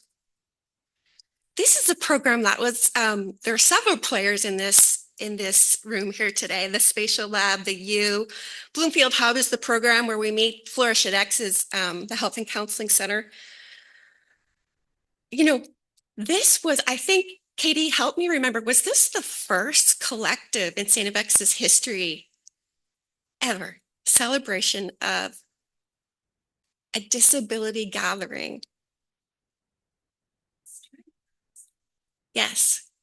So this group has leveraged the confidence to lead events like this. And this event that you might hear more about it was a film. And the title of the film was Our Hearts Aren't Disabled. And it explored the romantic lives, the trials and the tributes of peoples with mobility challenges in Nova Scotia. Josh Dunn. So what I'm here to say is it's important we keep pushing, but it's just as important that we understand sustainability, the importance of connection, the importance of reflection and solstice and solidarity. We understand that we can use other ways of knowing and being, like learning to crochet, to help progress our move and as we work towards social change. And I just want everyone who's watching or sitting to stop and take a big breath, maybe put a hand on your heart and just acknowledge all your work because it's complicated and it's messy. And I know my time has come to an end, but I just want to say thank you for allowing my voice to be shared here today. And I look forward to hearing from Hugh and Claire.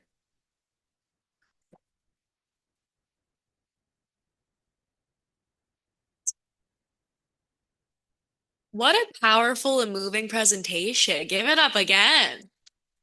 Ah. Thank you both, Elizabeth and Bethany, for that incredible thing. I feel like the students here at St. FX, I feel like you have the best student satisfaction out there. I feel like that's been proven. But also just the community and the resources you have for these students. I feel like every university across Canada can look to you guys because you are setting the best practices, the co-development, the commitment to, you know, non-classroom evaluations. I just love it. So thank you so much for sharing that with us today. For our next presentation, I'm going to hand it over to Erin Austen, who will speak on her experience with accessibility in both research and teaching.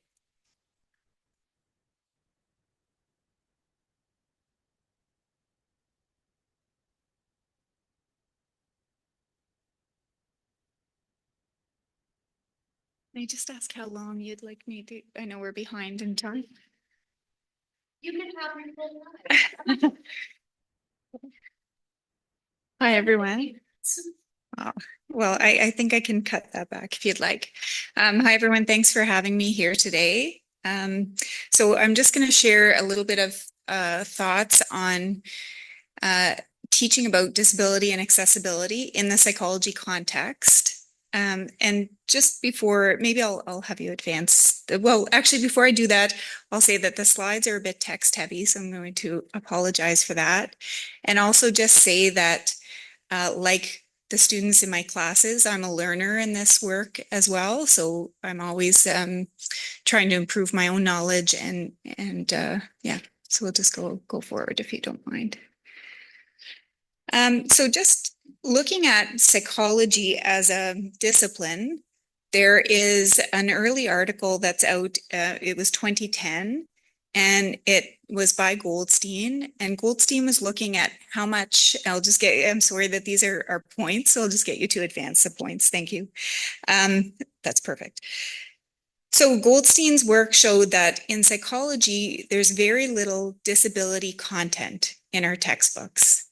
And when that disability content is there, it tends to be deficit focused rather than strengths based. It uses problematic language. So it talks about people being confined to a wheelchair, for example.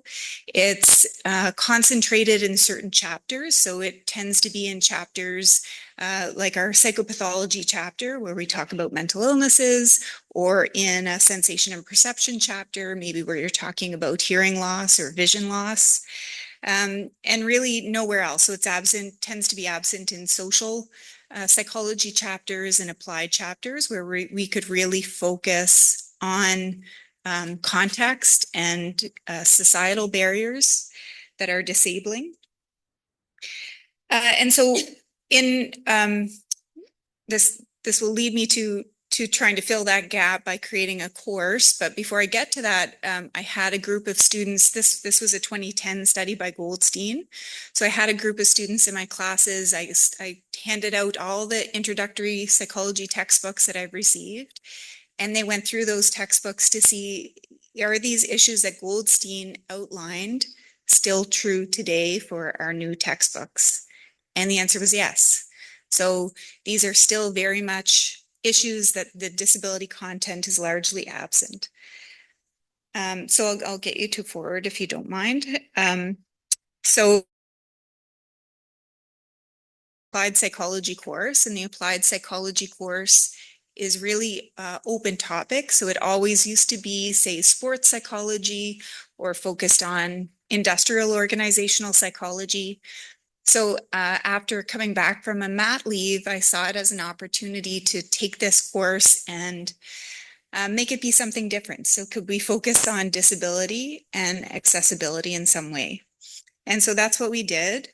And I won't go into a lot of detail here, but the basic structure of the course is module based. So and again, I'm a learner in this work as well, but the first 3 modules were sort of giving some kind of a background to rethinking disability, talking about disability legislation in Canada, and looking at design. So that's universal design for learning, and just what are the elements of good design. So those are the first 3 modules. But the bulk of the course was really focused in this last module, which is looking through the psychology research and seeing what we can learn about improving attitudes towards disability and comfort level, and really removing and breaking down accessibility barriers. So that's the main focus of the course. In the next slide, I'm really going to focus on one module where we used accessibility audits as a teaching tool. And I think this is a really, it worked particularly well for this course, but it's a really interesting teaching strategy, I think, because it relies on authentic learning, an authentic learning approach. And again, for the sake of time, I won't get into what authentic learning is, but happy to answer questions. But essentially, students audited, and I know when we had the accessibility directorate present, we talked about all the areas of accessibility.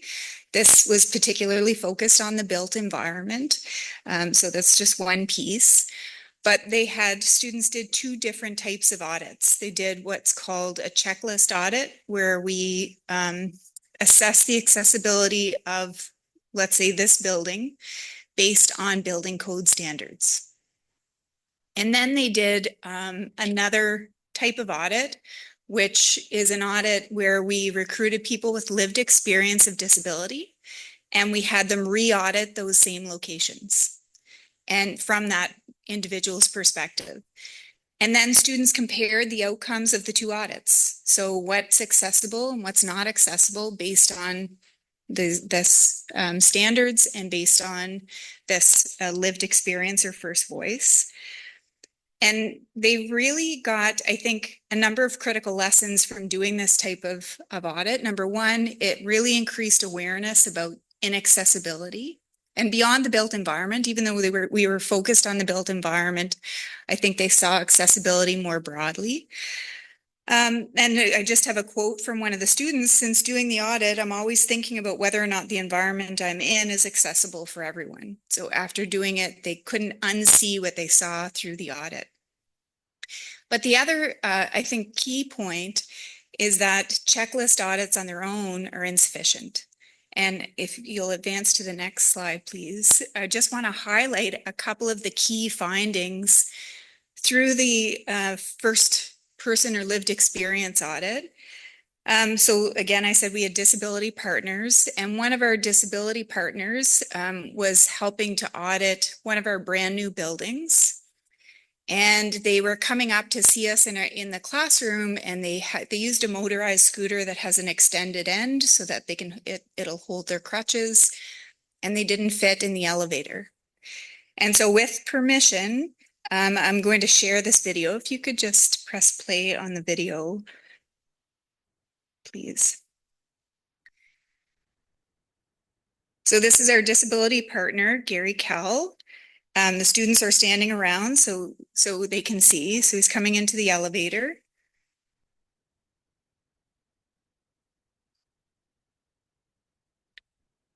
And you'll see the end of the motorized scooter sticks out. He doesn't have room in the elevator. He doesn't have the turning radius.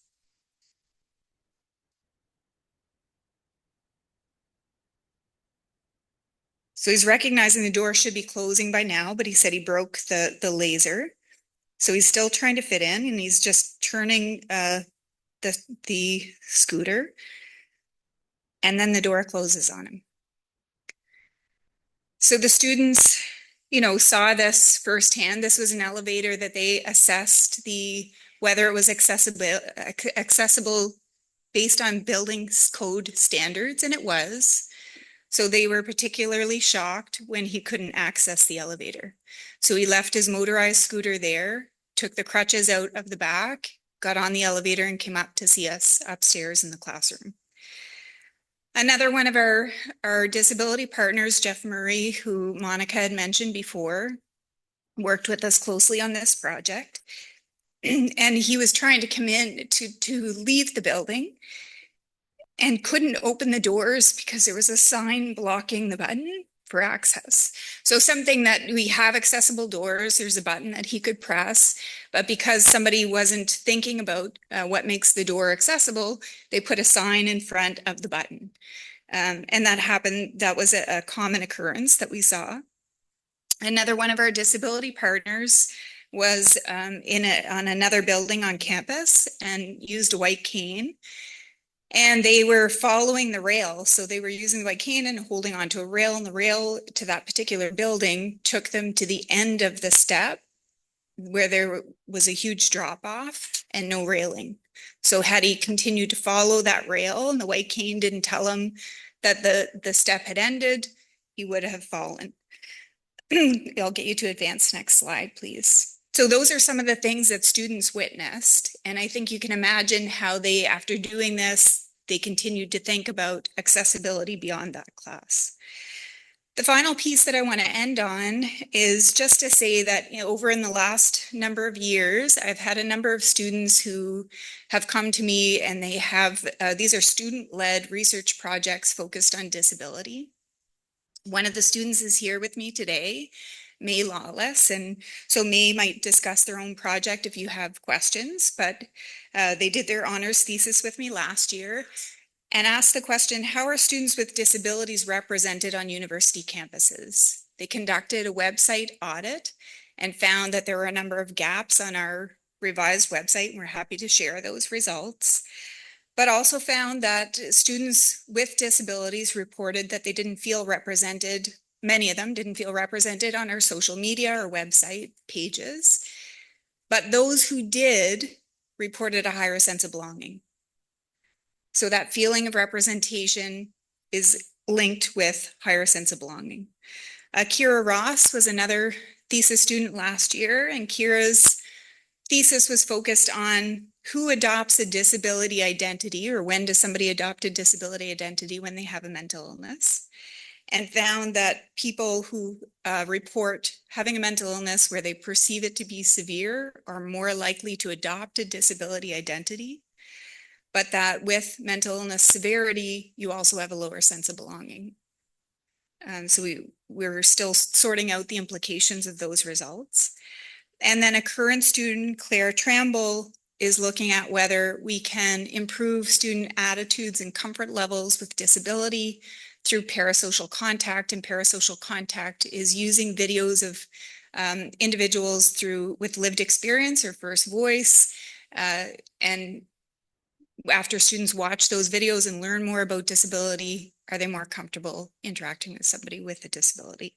So that's Claire's work. And again, that's an increase in student-led research projects. And I think there are a lot more opportunities to try to fill these gaps that we're seeing in our discipline of psychology, but also beyond.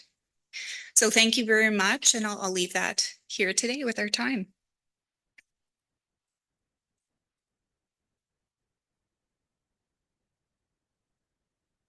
What an incredible presentation. And I have to say, you taking the time to show out the work your students are doing really shows the faith and the kind of interconnectedness you have with your students, which you don't always see in post-secondary. So that is, I think that really reflects the amount of care and effort you're putting into this. So thank you for sharing that with us.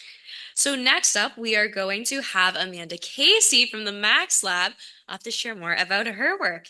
And I'll share that presentation.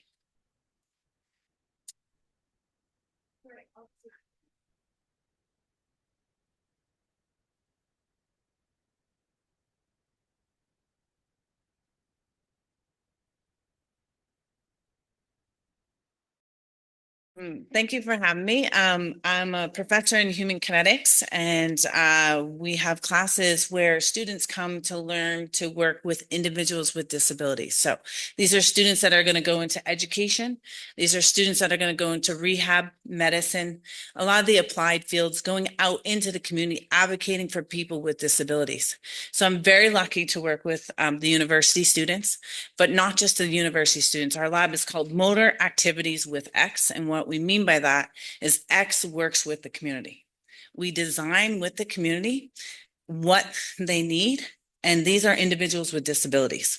So what's unique about the rural context is that we really get to know our community. We get to know the people with disabilities. We get to know their needs, the barriers that they're facing on an everyday basis, and the students are learning this on a firsthand basis. I can teach all you want in the book with regards to disability, but it's where you learn is when working with the people, because you understand the barriers that they face on an everyday basis. And so what's really great about this is that when students work with the community, they find out what their greatest needs are. And I'll take the intersectionality component. When you're in a rural community, we have our recreation facility here on campus, and that's where the community and the university comes together. It's not just the university by itself. It's not just the community by itself. It's a place where the community and the university come together. And so these includes people with and without disabilities. So the recreation facility is a highlight in the community as well as at the university. So the students are providing that service to the community of individuals with disabilities. So they experience the barriers that they're facing when they come to the post-secondary institution. So when they come here, they see the barriers that they face at the recreation facility. So as students, they become advocates. How do we make that change? How do we initiate that change in our community? Because this is something I'd like to do down the road as a future doctor, as a future rehab professional, as a future teacher. And so one of the areas we looked at, and this was at the School of Dalhousie, we collaborated with the School of Planning to look at our recreation facility. And we looked at the design, usability, and accessibility of our current facility. Now, this was a few years back, okay? We actually were lucky to work with Bethany. We had our aquatics here, and Bethany was amazing to work with, a big advocate for people with disabilities.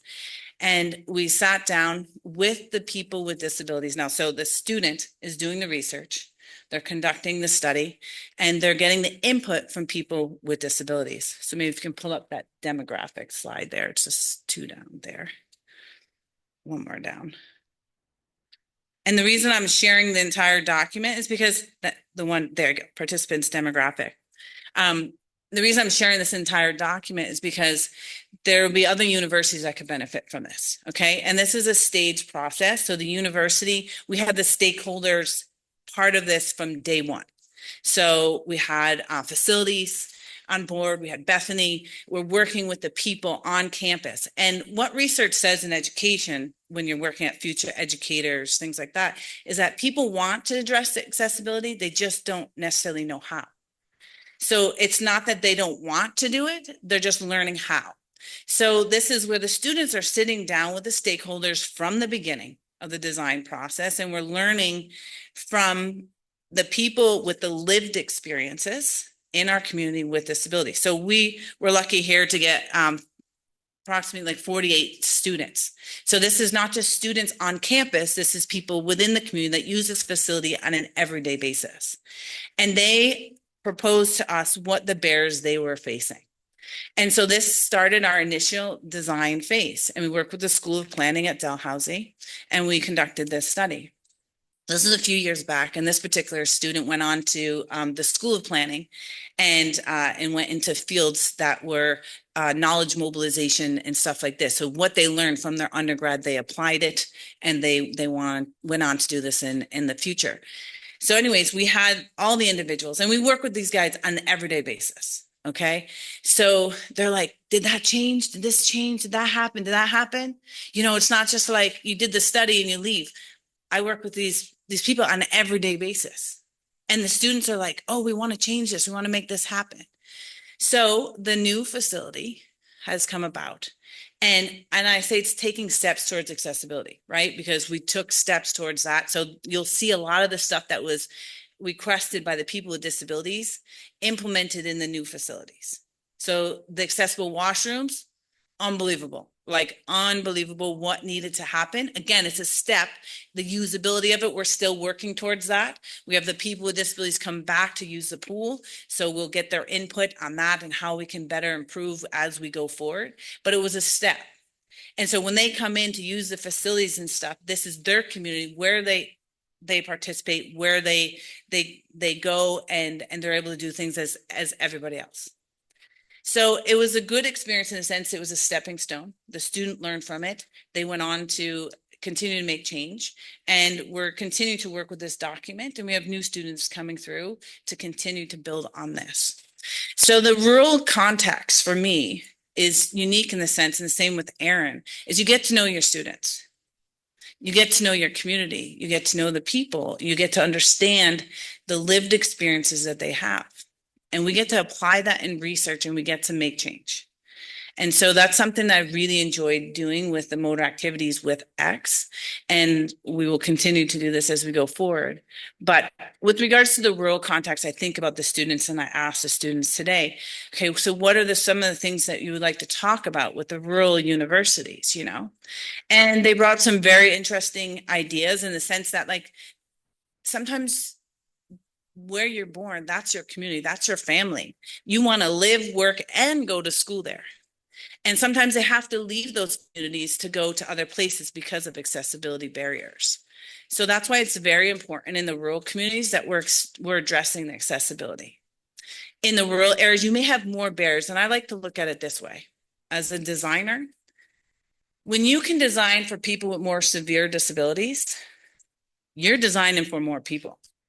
So you may think that person sitting there has a visual impairment, a hearing impairment, physical disability, intellectual disability, all these things. What can we learn from them? They can design our communities and our schools in better ways than we could ever imagine that are going to meet the needs of more people.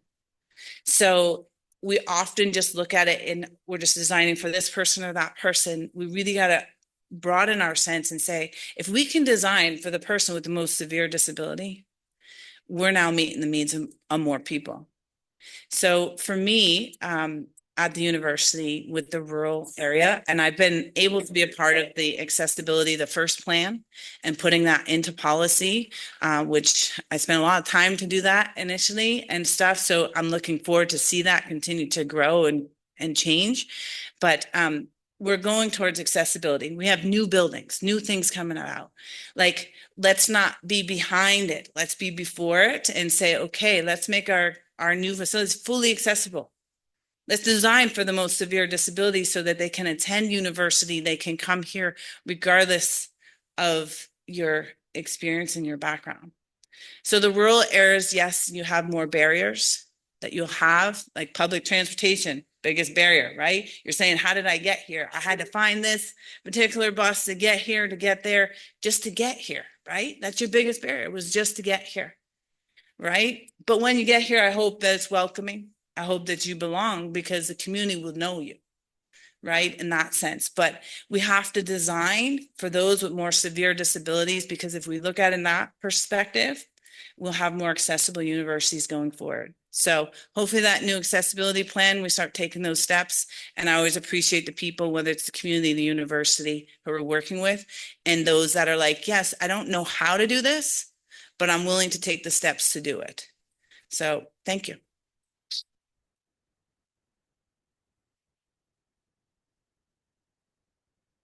Thank you so much for especially we literally called on you and just out of nowhere you were able to bring such a powerful and incredible presentation that really touched on our theme of accessibility in rural settings. So thank you so much for your flexibility and for all your work because that was incredible. All right, so now you all have to bear with me because I'm playing a video. Let's see if I can make this work. Okay, everyone like start crossing your fingers or something. You think I'm joking? No, I'm serious. Haha, I'm not signing in. Anyways, it'll work. I'm not worried. Okay, let's see if this works. Who's as scared as I am? Share sound. You're doing great. Thank you so much. Okay. How's my biggest issue not finding the little button for full screen? Okay, I found it. I swear to God, this computer's fighting me. Hooray. Okay, everyone cross your fingers, please.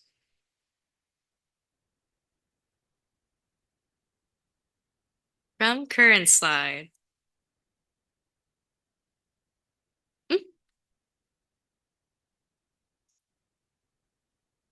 Okay.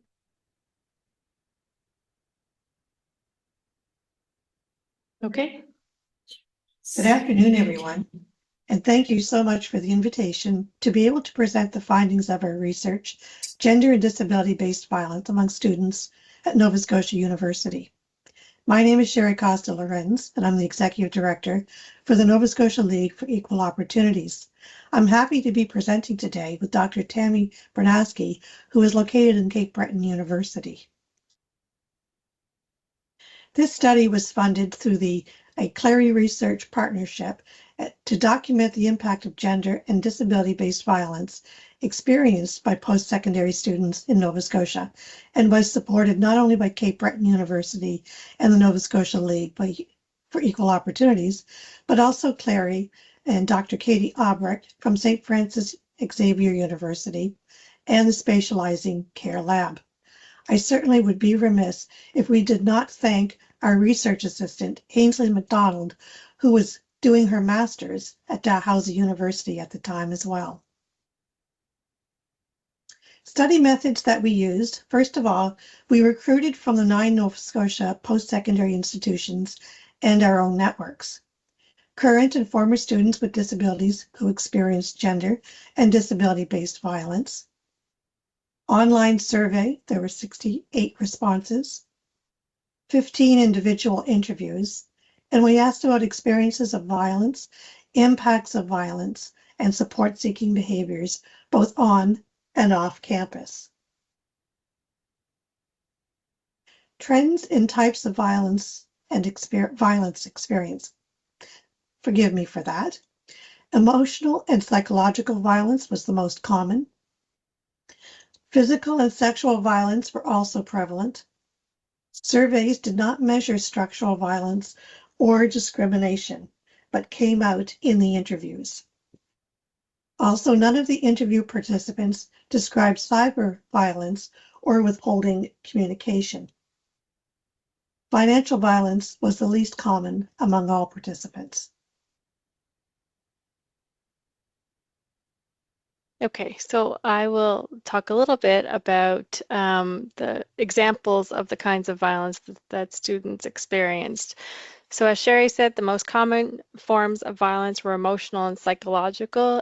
Some of the things that participants talked about in the interviews were things like being bullied based on various aspects of identity, being insulted by teachers at junior high and high school levels, bullying at home, from partners, name calling, and singling out from university instructors.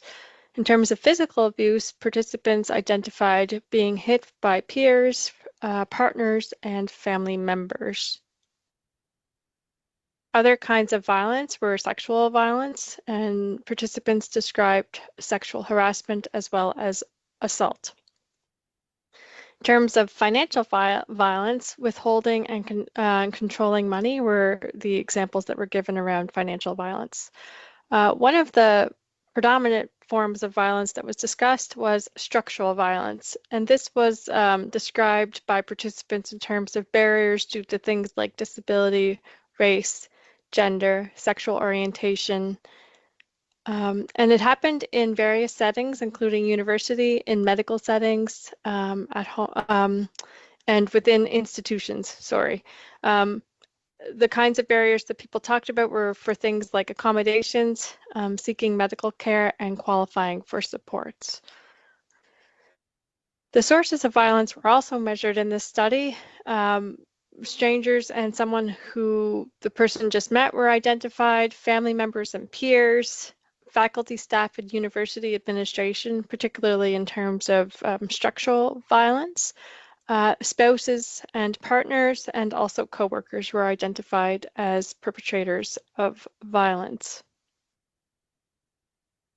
In terms of support seeking, participants talked about barriers to accessing accommodations on campus. So they talked about complex processes in getting accommodations and organizing those accommodations.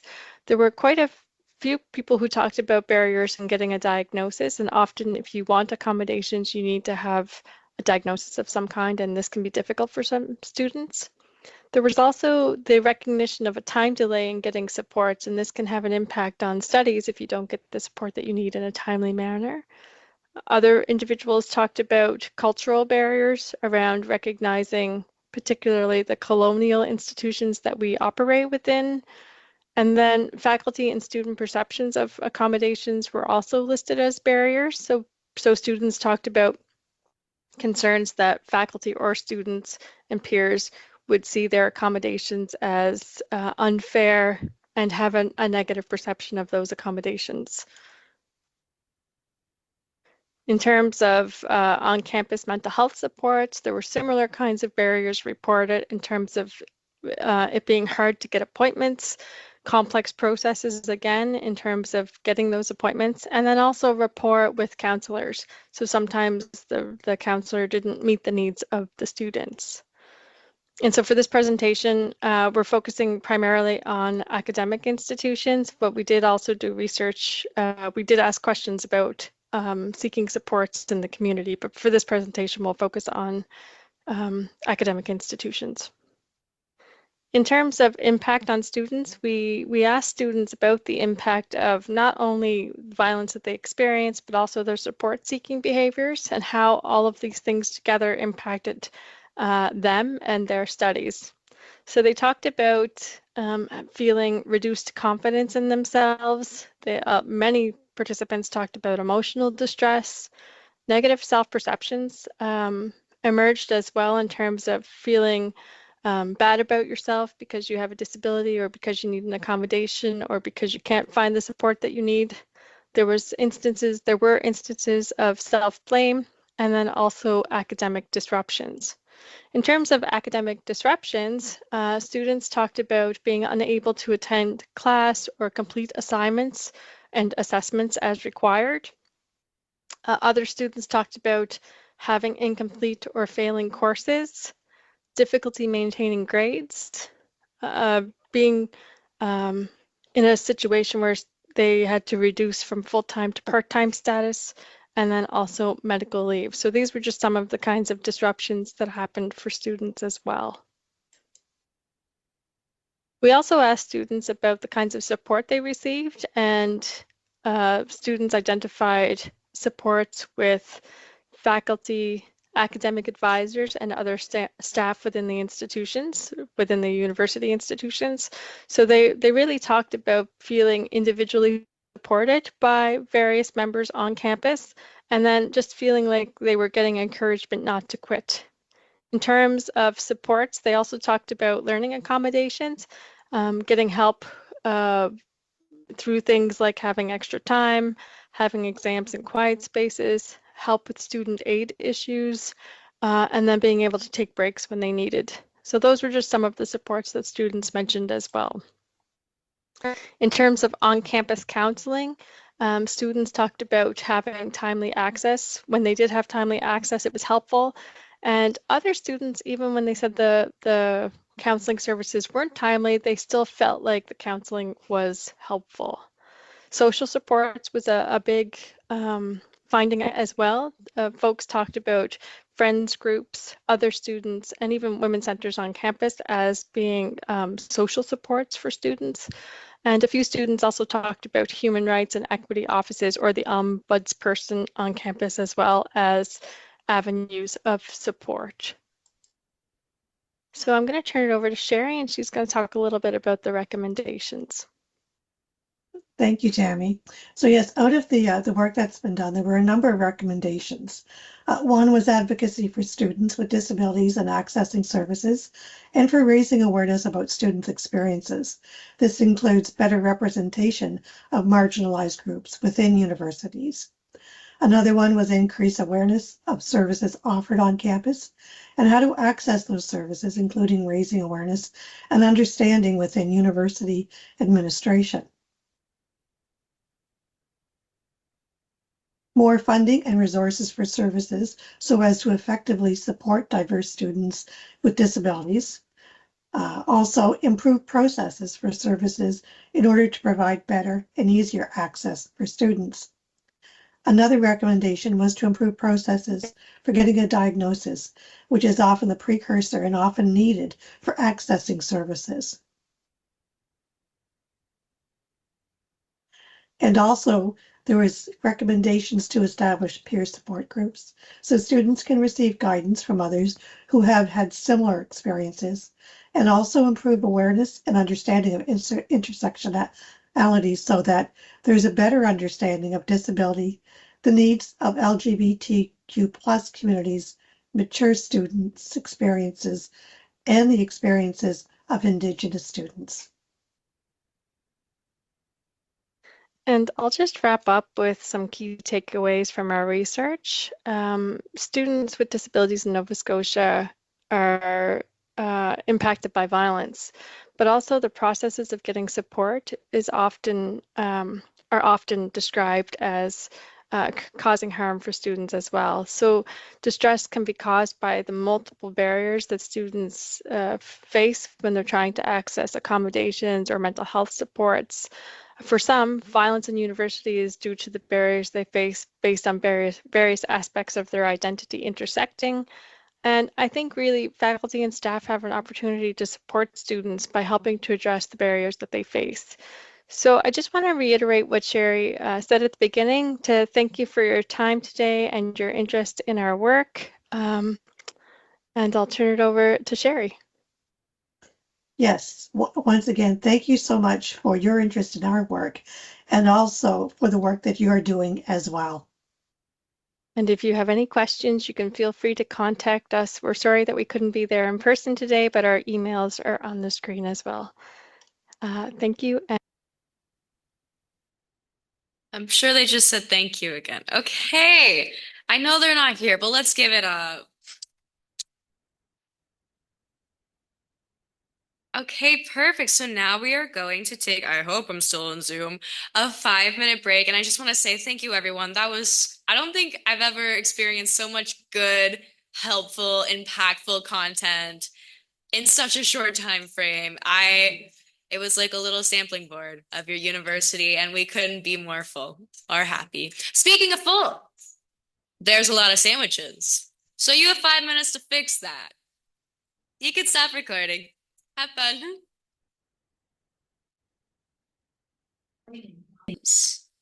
Full of professors. Lead by example. Okay, anyways, now that I'm done threatening our participants, we can start recording. Oh, we were recording that. Awesome. I'll hand it over to Chloe for the student panel. Thank you, Carly. Welcome, everyone, back. Now we will proceed to the student panel. We have 3 brilliant students joining us today. So how this will work is I will pose a question and anyone again as the first, and then we would enter in a discussion. So first of all, if each of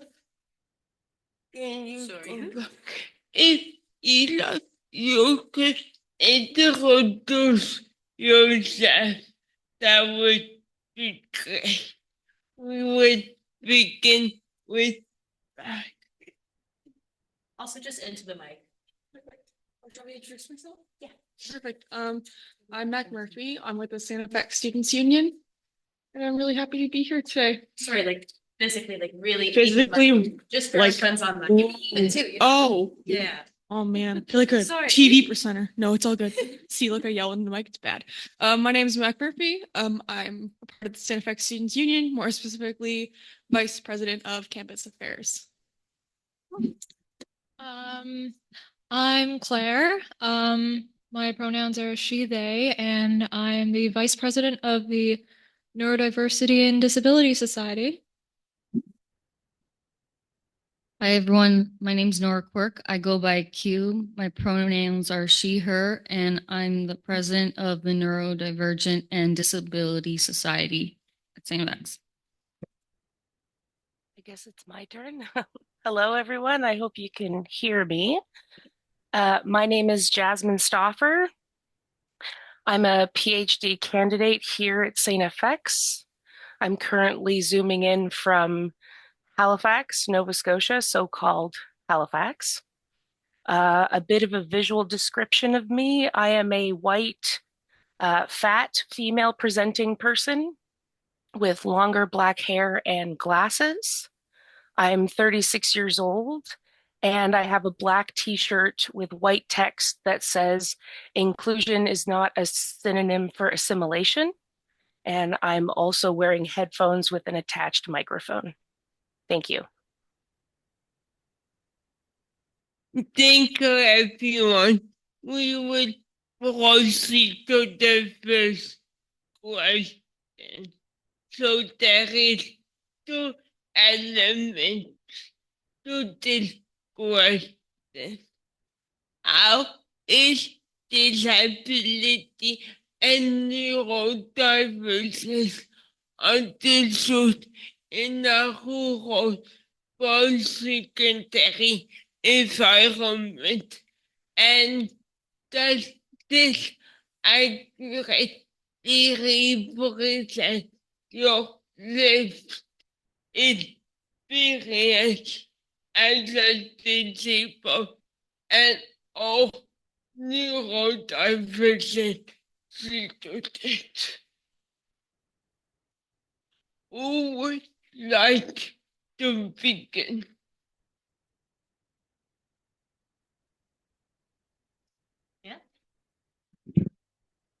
I'd say there needs to be more knowledge and teaching about it, because a lot of people don't, if they can't see it externally, they think it's not there. Because I've tried to explain to people I have a learning disability, and I've gotten the misconception. It's like someone, I mean, how did you get this disease? I'm like, it's not a disease. And like explaining it, I find to the older generation, I get the, oh, you're just lazy. No, I'm actually very smart, but I find it's the same thing with mental health. Just because they cannot see it does not mean it is not there. And I've had to self-advocate for myself and fight, because I have people don't believe me, but I guess there needs to be more awareness around it, because I was told my first year that I would be a Christmas dropout. 10 years later, I'm still here. It took me longer. I'm still graduating, but it's that mindset. They label you the disability, and people, it's like they put your expectation of what you can achieve down a few notches, and that speaks more to how they're educated, because, oh, you you can only think of accomplishing this. Well, I'm going to go above and beyond that.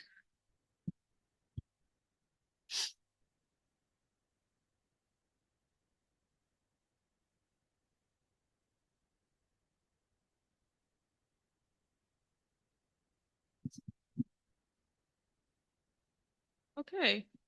Thank God I wrote down points because I'd be useless without this.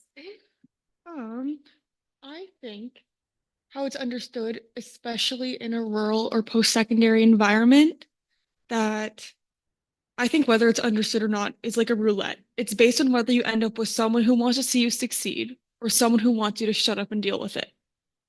That's just how I see it. It's how I've seen it my entire life. I grew up in rural Nova Scotia.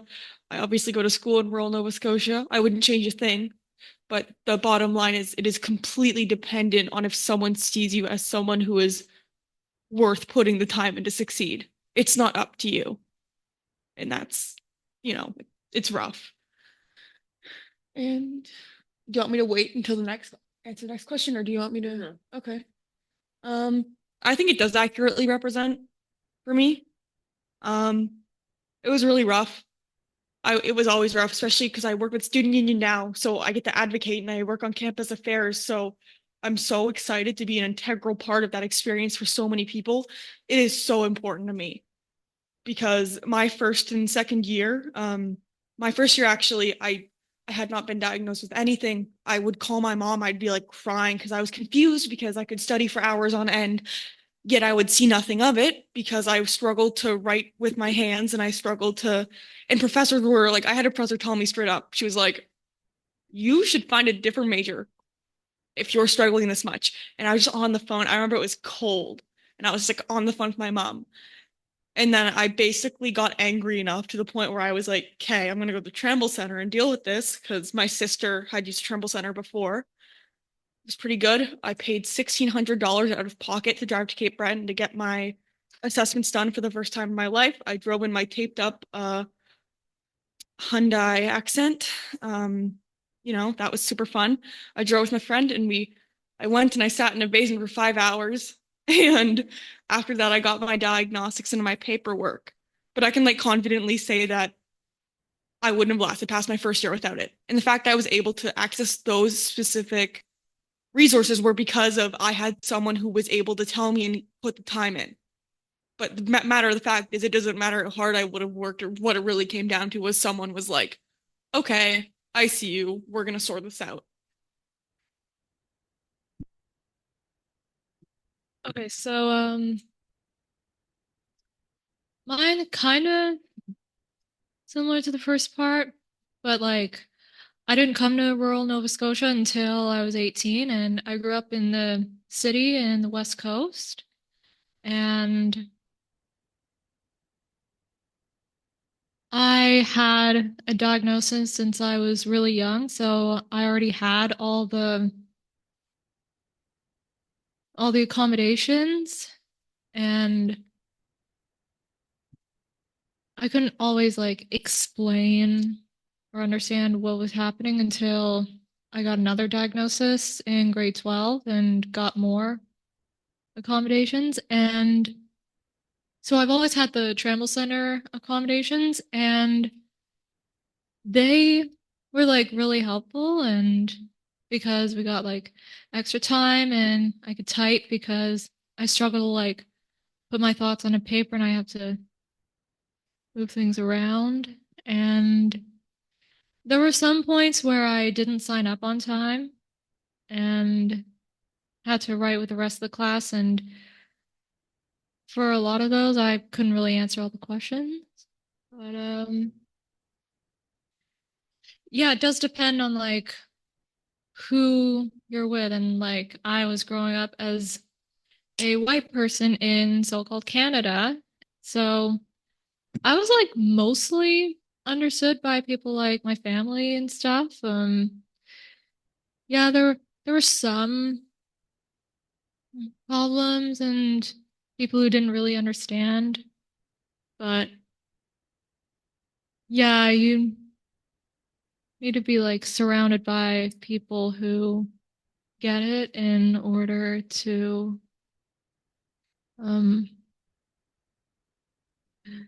really thrive in that way. And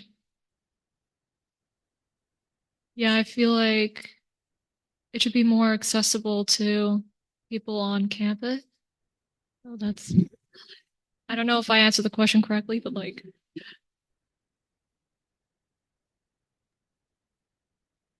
Is it all right if I go? Yes. All right. I'll stick to the back. I'll always go at the end to make it easier for everybody. So I have been working on my PhD through X via Zoom primarily because I live 2.5 hours away. And I'm also a public school educator in Halifax. I'm currently in my 14th year in the role of a learning support teacher. So my work focuses on the possibility of anti-ableist pedagogical practice for pre-service teachers. I am one of the few openly, to lack of a better term, openly disabled neurodivergent teachers who proudly talks about it and teaches my students about disability pride and justice and what inclusion truly means in a community capacity as opposed to how we are told it means. I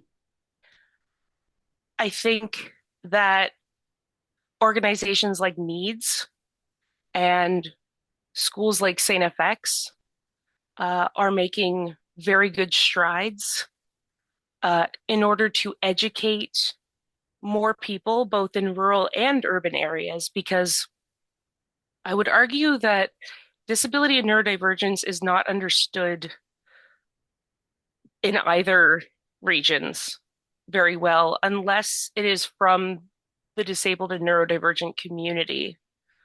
And I always say this to my students, and I'll say this to my peers at the panel, your lived experience is evidence-based research. And that's really important. I teach young people who are currently in the process of thinking about post-secondary, and for them to know that NEADS exists and you folks exist and we all exist in a post-secondary environment is extremely important to the youth of our communities. I find that the work of being understood can be extremely isolating. I am often looked at by my colleagues like I have multiple heads when I talk about words like neurodivergence and disability pride.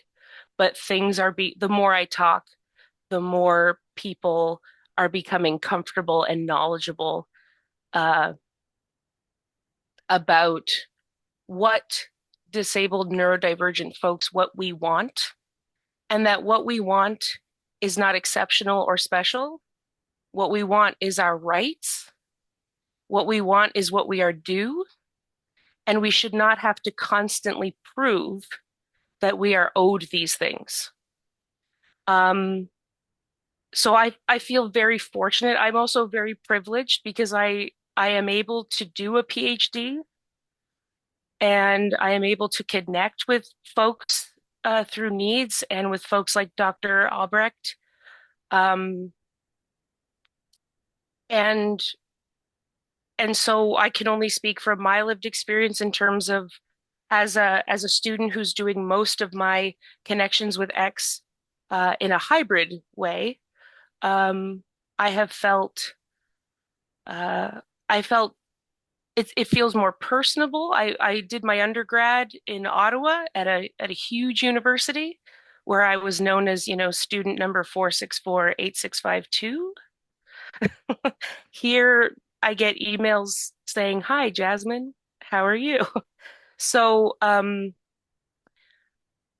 commend us and I commend the Neurodiversity Association, Disability students, associations, the Tramble Center, all of these amazing organizations we have on campus.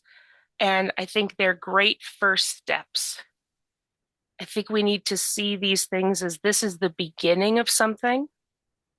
That includes the provincial accessibility plan. This is just the start, right?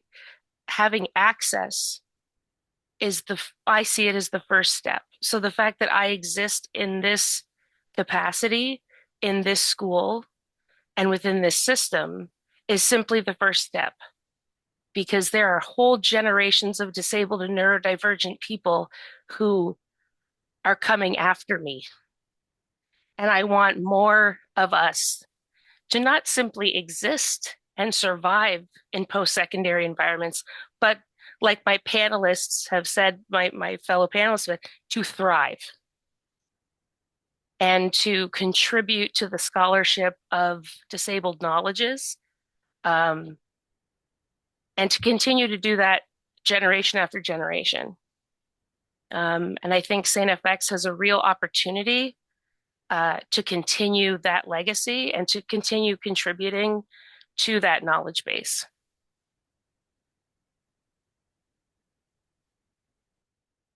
Thank you to Ante for a beautiful, such powerful, and insightful responses.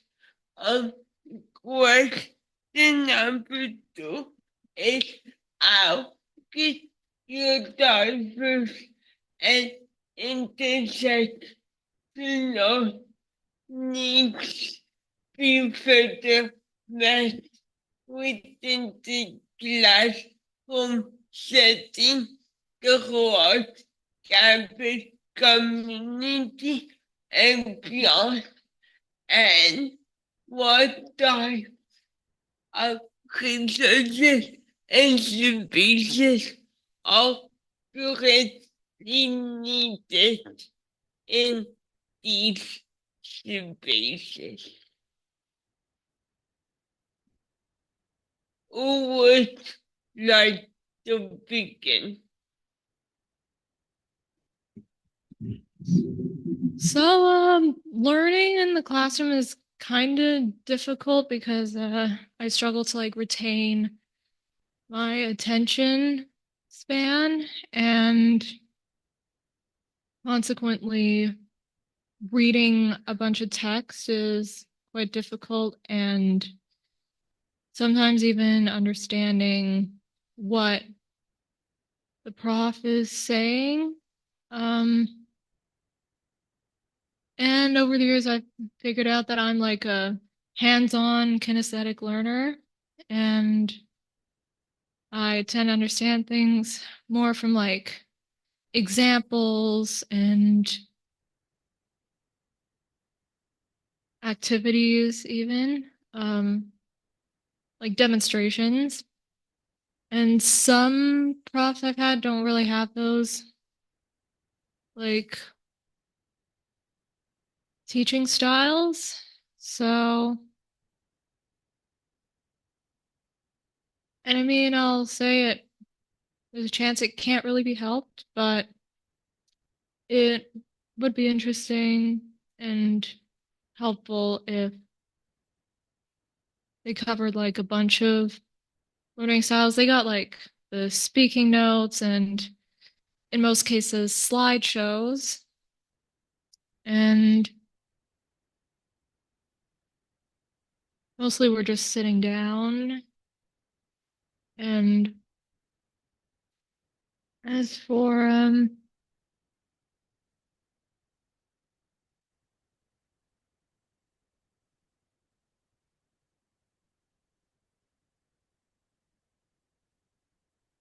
mean, I guess that's kind of it. I mean, I also, this is more like academic based and stuff, and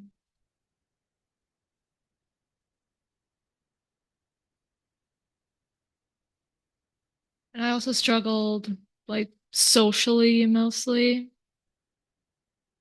So I'm often like when we group into like partners to like talk about what we just learned, I find myself on my own quite a bit, like less than I used to be. And yeah, I think that stuff would just make it easier.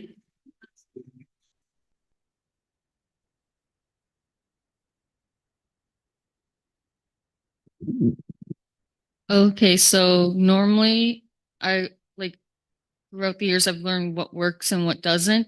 One thing the profs us I do not care if they say no. I record my lectures. I don't share with anyone.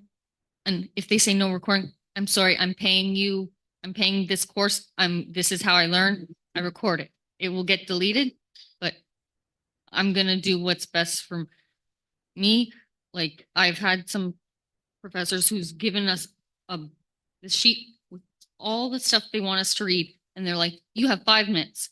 I cannot physically read that in 5 minutes. Normally, I have to reread and reread. So I've gotten an app where I take a picture, I put in an iPod, and it reads for me. But some professors, they see you on your phone and they assume you're not doing. I'm like, actually, the technology to help me, I need my phone. So stuff like that, I've just utilized, and I've had to learn. You have to learn to self advocate for yourself. Like day one, I'm talking to the professor probably for half an hour to make sure they know, like, this is how I learn. If you see me doing this, it's not me doing anything wrong. Because my first year, there was this thing. It was like Right Scribe. It was a pen with ink, and it had dots all in the thing. So when you write, it follows along. So when you go, you hit the marking, and it will read back out to you. And I found that worked good, but then I would always be running out of ink, and I'm like, so that's when I just adopted recording, because my dad said when he was in university, he had a tape recorder. Like, I'm not going to carry a big old tape recorder around, Dad, but okay, I'll do one better out there. But yeah, I think people need to also, even the students have to be aware people learn differently, because I've been in class where I know someone who's like works with the Tramble room like I do. So like I find it easier to work with them because we bounce off each other. But then other people, they just look at us like, this doesn't make sense. I'm like, actually it does if you do this, this, and this instead of doing all of that.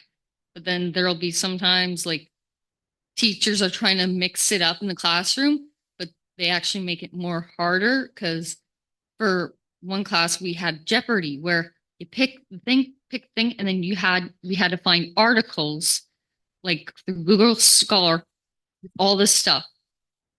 I cannot find articles within 2 minutes and produce them to class. It takes me maybe half an hour to find one article to write in paper. So like I understand when you're trying to mix it up, get students involved, but you might, it's like, fine, maybe it's like, okay, here's 5 articles. I want you to determine which one article of these 5 could we use if we're talking about, if we're going to be working on a thesis based on this. So eliminate that instead of making us go through a giant database, because I'll be there and I'll honestly feel useless, because all the students that I'm working with, they'll be able to find it so fast. And then I'm like just trying to type in the stuff, because I also use, I dictate my notes. I dictate when I talk, and when everyone's talking, I'll get their voices in and it will pop up multiple different words on the search engine. So it's got a lot better since my first year, because before it used to be midterms, exam, paper, and that was how you were marked. Now it's like I've had teachers where it's like write a 500-word like essay or like 500-word short or example, and I've come to them, I'm like, hi, I'm really bad at writing, but can I do a PowerPoint? Because I visualize a lot of stuff and I can make my points across better if I show people. And I just say and go to her office hours. She said, sure, no problem. And I did more than what was expected, 400 or 500 words, and I got everything across. So just talking to your professors and seeing what they will accommodate you for. Because if you give them the same quality that you give in a paper, there's no reason they can't. So yeah.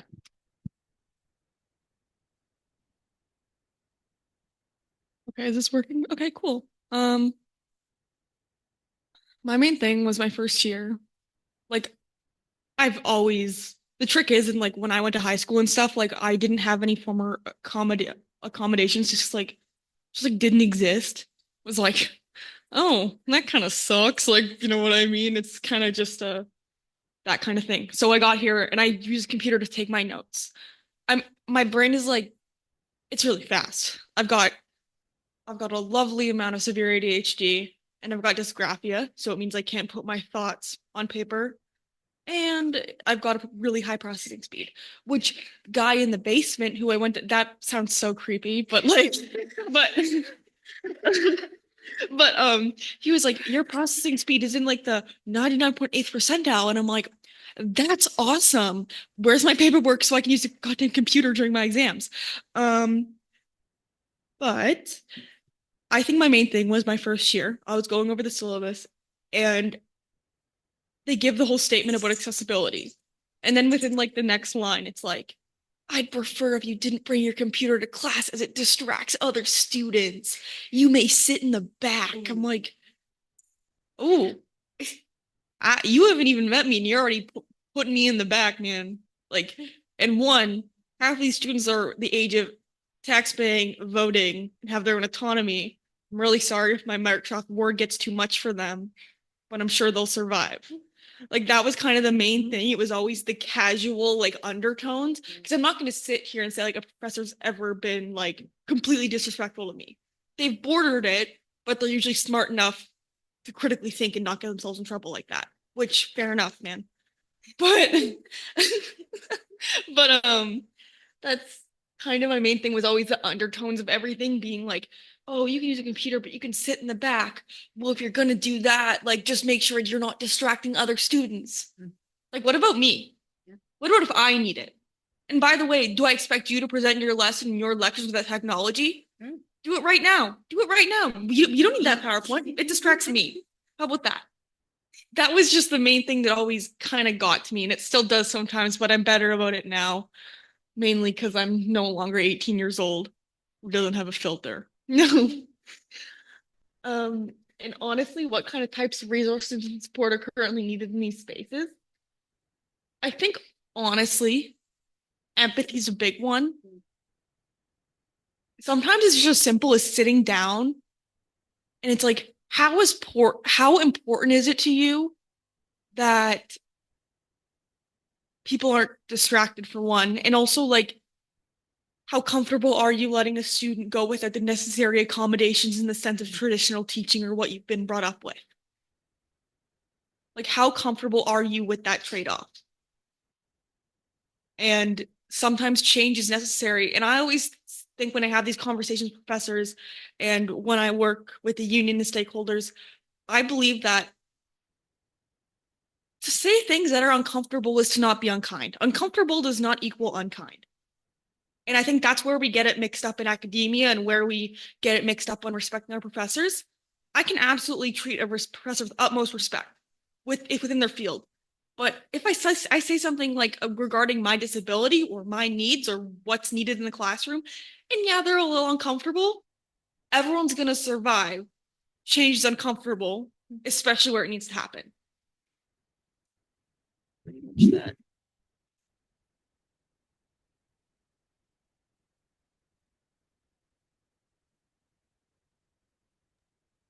Hi, I forgot where the button was for a second.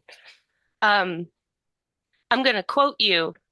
uncomfortable does not mean unkind. That's a poster for my classroom now. The first question, how could your diverse and intersectional needs be further met within classroom setting? I think it's important to say that because I notice today, there are a lot of disabled voices missing from this conversation. And I try to do my best to align with the principles of Sins and Valids framework of disability justice. And I am not one of the people who is most impacted by ableism and other forms of discrimination.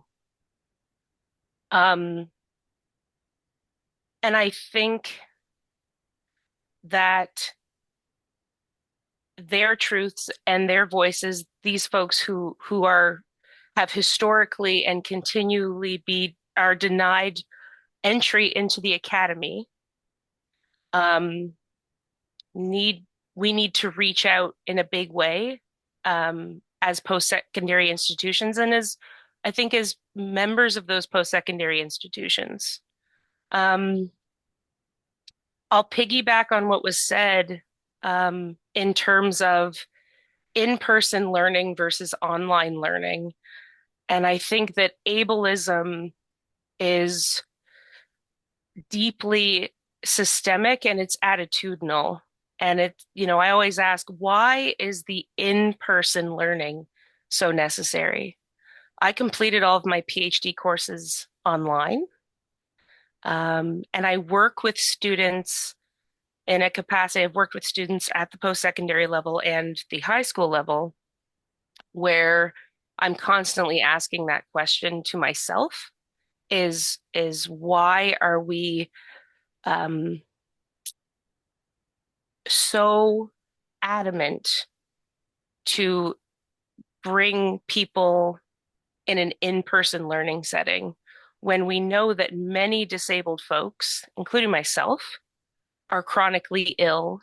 And that includes conferences as well. I'm very happy that I was able to Zoom in because many university conferences are inaccessible to folks like me who do not wish to further get sick any more than I've already been. I think faculty and the institutions themselves need to ask, are we doing these things because we are upholding a tradition over the inclusion of our students? And why is upholding that tradition so important when we have a rich and diverse population of individuals who want to come to our institutions to research and study and better themselves and better their communities? The concept of inclusion, which is a word that I hear every day of my life as both a student and an educator. Have we defined inclusion? If we are faculty teaching as teachers, are we defining inclusion by what we define it as, or are we accepting the definition of inclusion from the students and the learners and working with them in community? I think in terms of resources and supports that are currently needed in spaces, attitudes need to change in a really big way.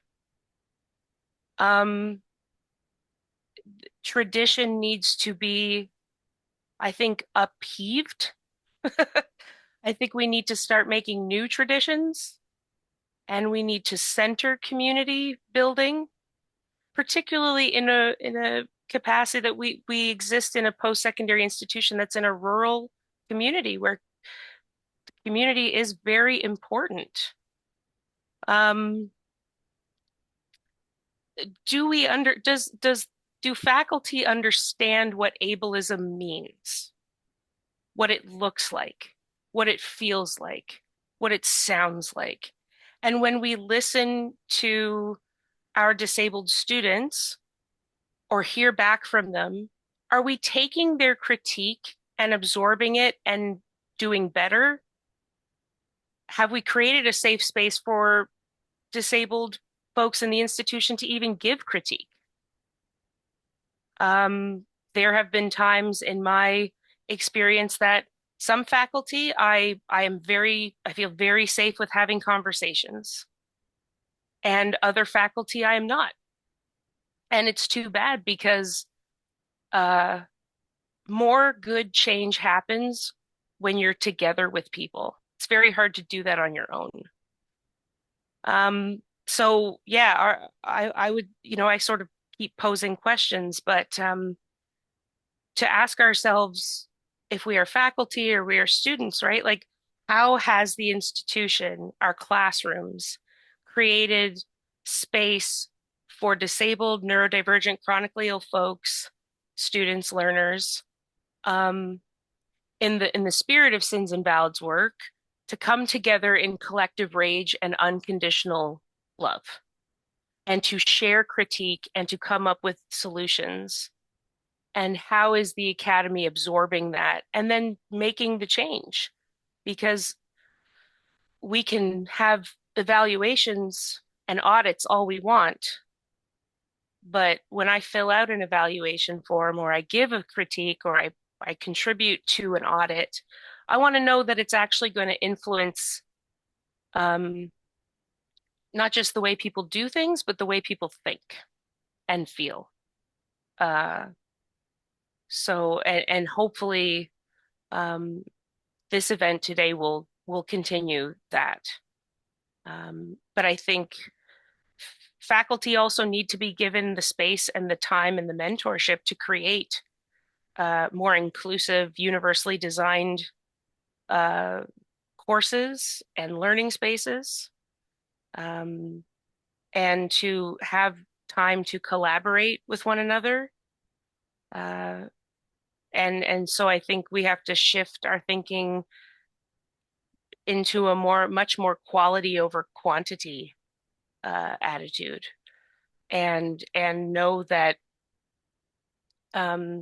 if one student in our classroom is struggling, it probably means there's more than one. That's you are seldom alone in that struggle. And one thing that I found doing the courses for my PhD was when I spoke up, I would have 3 or 4 members of my cohort send me messages privately going, "Thank you for saying that. We are also suffering here." But yeah, just that, I guess that space we have to create learning spaces where critique is welcome and people's lived experience is considered is understood as a truth. And that should inform our practice.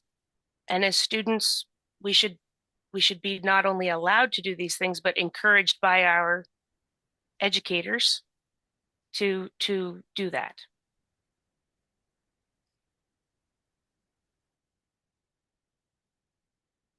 Thank you, everyone, for such insightful thoughts. We are unfortunately at the end of this channel, so I would like to give you just 1 or 2 minutes if you have any concluding thoughts.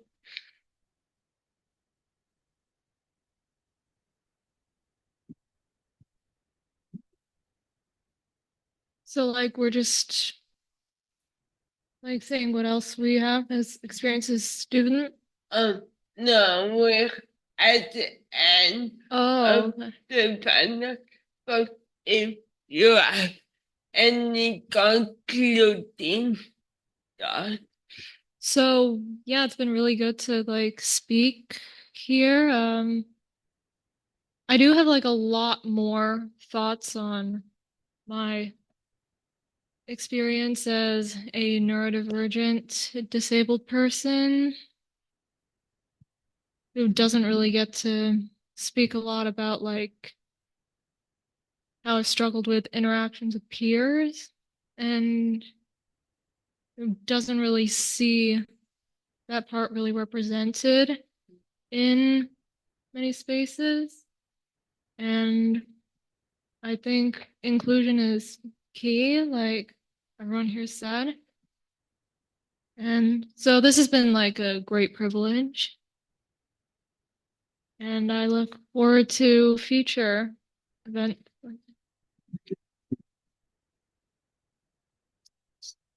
I don't know. This is pretty cool. I enjoyed myself. It was really cool. I was so excited for this. I was telling my mom about it, and my parents are like severely Irish. So they're like so like I'm an Irish citizen, so like they were like so I was like talking to my mom and dad about it, and and they're just like thrilled, right? They're like, oh, you're on a panel, you're like Justin Trudeau. I'm like, no, dad, I'm not. I have the ADHD I inherited from you, but thank you. I'm excited. I hope everyone here, whoever, and I also want to shout out anyone here with chronic pain and chronic illnesses. I totally wish you a night of peace, not a lot of pain. I don't know, glass of wine or like a milkshake. I don't know. Sometimes alcohol causes flares. So real. Like a bath. Totally. Self-care is important because as supportive, as amazing as this was, it can be a lot of emotional energy and a lot of brain power, especially for those of us who took the time to set up this amazing event. So, enjoy. Thanks. Thank you. I just want to also acknowledge that for the people who aren't here, because we are all white, like there is a big, like there needs to be more awareness of people of color with disabilities, physical disabilities, like there is a lack of representation on the student panel. I know there are individuals within the St. FX community, and it's also breaking the need to talk more about it because there's a stigma if you bring up it that it's like, oh, you're weak, but it's not. You need to speak out. So like it's great to have this event, but we need to like bring it more so there'll be a larger diversity group being spoken. But thank you, and this was a great event. I'm so happy to be here. Thank you to my fellow panelists and peers. I hope we can continue to connect via social media and online and maybe one day in person. Thank you to Dr. Aubrecht for inviting me and for the organization NEADS for hosting this. And I'll just end with my favorite quote by our disabled ancestor, Judy Heumann.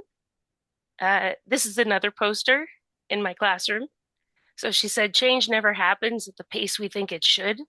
It happens over years of people joining together, strategizing, sharing, and pulling all the levers they possibly can. Gradually, excruciatingly slowly, things start to happen. And then suddenly, seemingly out of the blue, something will tip.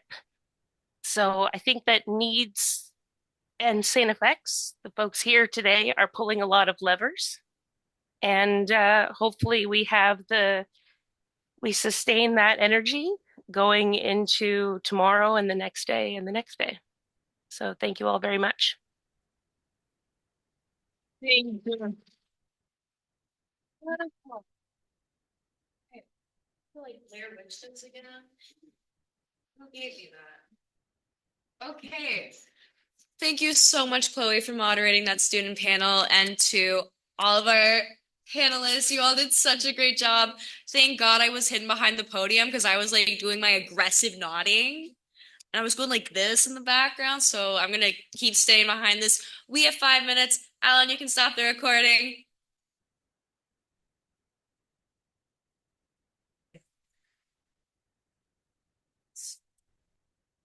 I'll I'll just hand it straight off to you, Chloe. Take it away. Okay.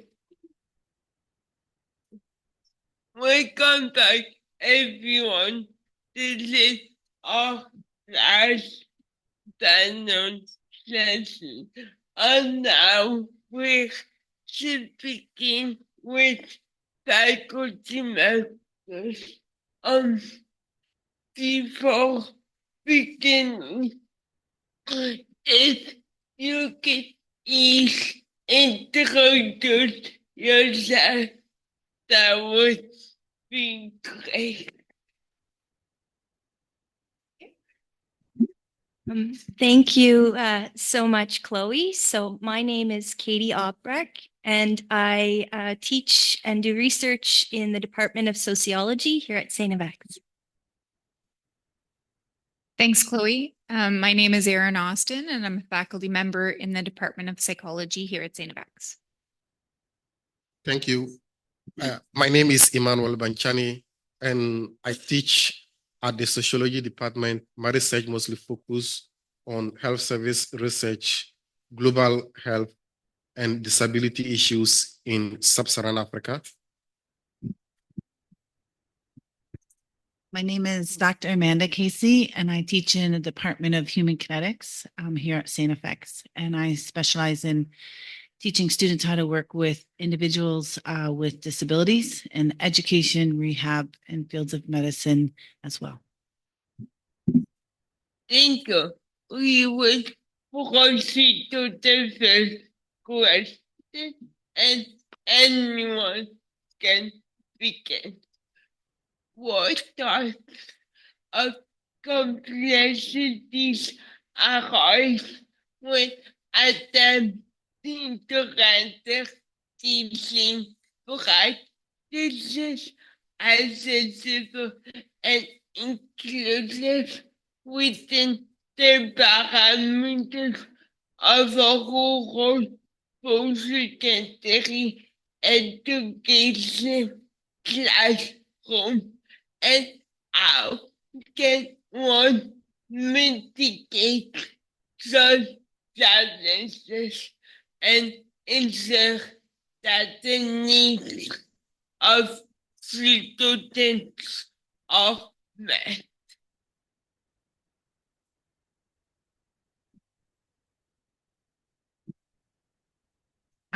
Just thinking about like the barriers of education in the rural context.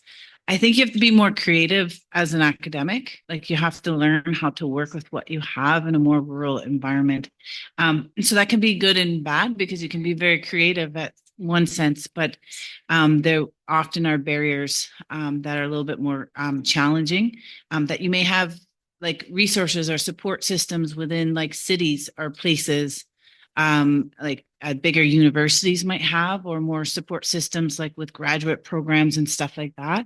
Whereas at a rural, primarily undergraduate university, you're working with what you have within that context. So I would say that's some of the bigger challenges that I find. And in doing research and working with people with disabilities as well, rural research and working with people with disabilities, like if I was in a city, I could work with, you know, a various population, say individuals with Down syndrome, for example. I could get access to about 60 people or what have you. Whereas in a rural context, now I'm looking at working with individuals with like intellectual disabilities in general. And then I'm having to adapt my research according to the needs within a rural context and the needs of the individuals and their particular disability. So it's requiring me to be more creative in how I adapt as a professor and teaching those things. Whereas at a bigger university, you're going to have access to those groups. For example, nonprofit organizations, things like that. Like in a rural context, like we're working to design those nonprofit organizations. We're working to provide support to those organizations where they may be already set up in a city, for example. So those are just some barriers with regards to the rural context, and then the support services that may or may not be there in a rural area. Yeah, I just want to tie to what my colleague just said. Mostly in a rural university, like currently And as a professor and someone with disability, currently, I don't have the statistics about how many disabled people we have on campus. What is the nature of their disability? And as I said, this is just an imagination I want to bring out. So in a rural context, it is possible that we might have people with certain disabilities, just like my colleagues said, like somebody with Down syndrome, somebody with intellectual disability, somebody with autism, that might need an assistance maybe from their peers or even from their parents or from their network.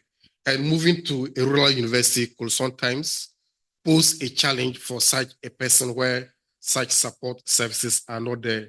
And the person, because of that, might not be afraid, maybe in terms of moving from their location to a different location. And in terms of teaching practices to, in the student panelists, a panel made mention of institutional ableism.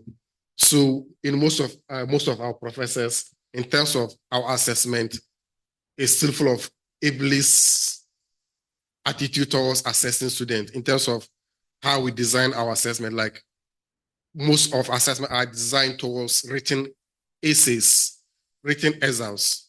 What about a student that can write? How can we design creative ways of assessment to ensure that such students are also included? And mostly when we are talking about inclusive education in terms of teaching, it's not just mainly about placing disabled students with non-disabled students in the classroom. It's about how they are valued and how they can also be able to participate meaningfully. So tying it back to an assessment. So creative ways of assessing maybe students that cannot, be involved in traditional way of assessment, right? Writing an AC, writing a final paper. Maybe we can give them a movie to watch. Then based on that movie, we can assess them like the way they're able to communicate, or we can even assess students with diverse needs with different form of assessment in terms of their skills, in terms of their communications, how they are able to network. That could be another way by which we can assess students. Then tying it to ableism again, like I've noticed notes, and this is just my own idea, but we live in a world where we tend to label people. So we sometimes label a group based on perceived identity. So there's a tendency for professors or some professors to attach a label with to some people, or to attach a label with people with disabilities that they might not be able to perform well. And within such self-fulfilling prophecy, it can also undermine how they are able to succeed, because you often tie academic achievement to grades, how high you are able to score. That means that that is how you are successful. But how can we encourage other creative ways for students with disability and those with neurodivergent need to succeed in such an academic environment? Then the last thing I want to touch on is promoting disability pride. I know in scientific here, we have the Neurodivergent Society. So beyond just meeting and organizing events just to socialize, we need to go beyond that and open ourselves to the community. Can we dedicate a day or within the semester to organize an activity that involves the whole university or even the university community to know that we exist as a disabled people that need to be valued and respected, rather than just having maybe informal meetings just to share. So we should go just beyond within ourselves so that we can be invisibly known. I also just forgot one idea also just came.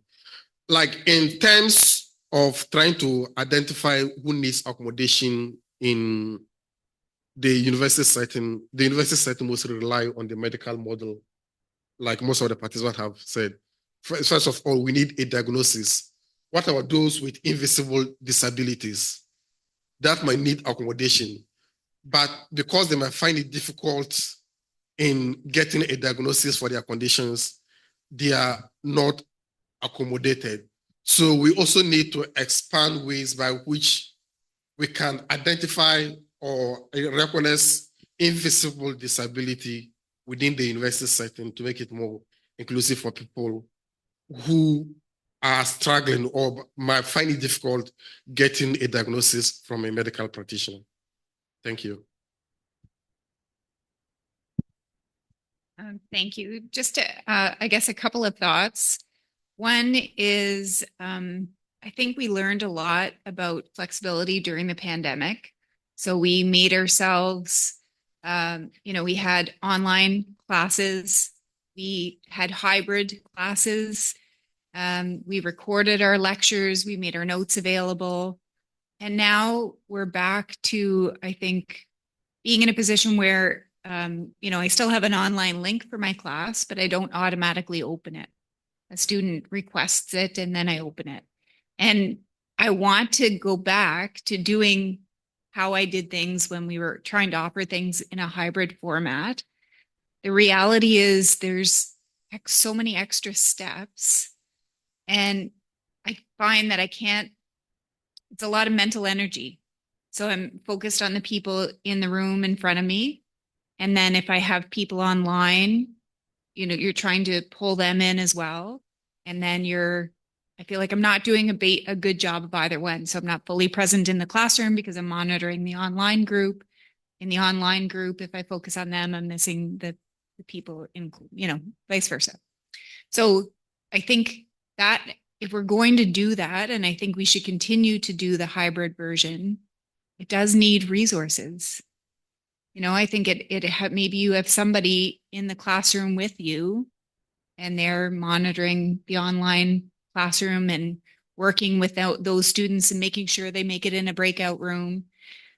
So that's it. I don't know how we solve that because there's mental energy that you expend there that I feel like I can't do well. And so that's a little conundrum, I think. The other thing that I've been thinking about a lot lately is our inflexible systems in a way. And what I mean by that is if a student has to be out for a little while because they're sick, they're immunocompromised, they got sick, they're home, they can't participate in class. Our courses are still in this time-bound frame. So we start in September, we end in December, we start in January, we end in April. And there's a lot of, there's not much room for flexibility there. So how do we, or a student has a concussion, which is, I think temporarily disabling.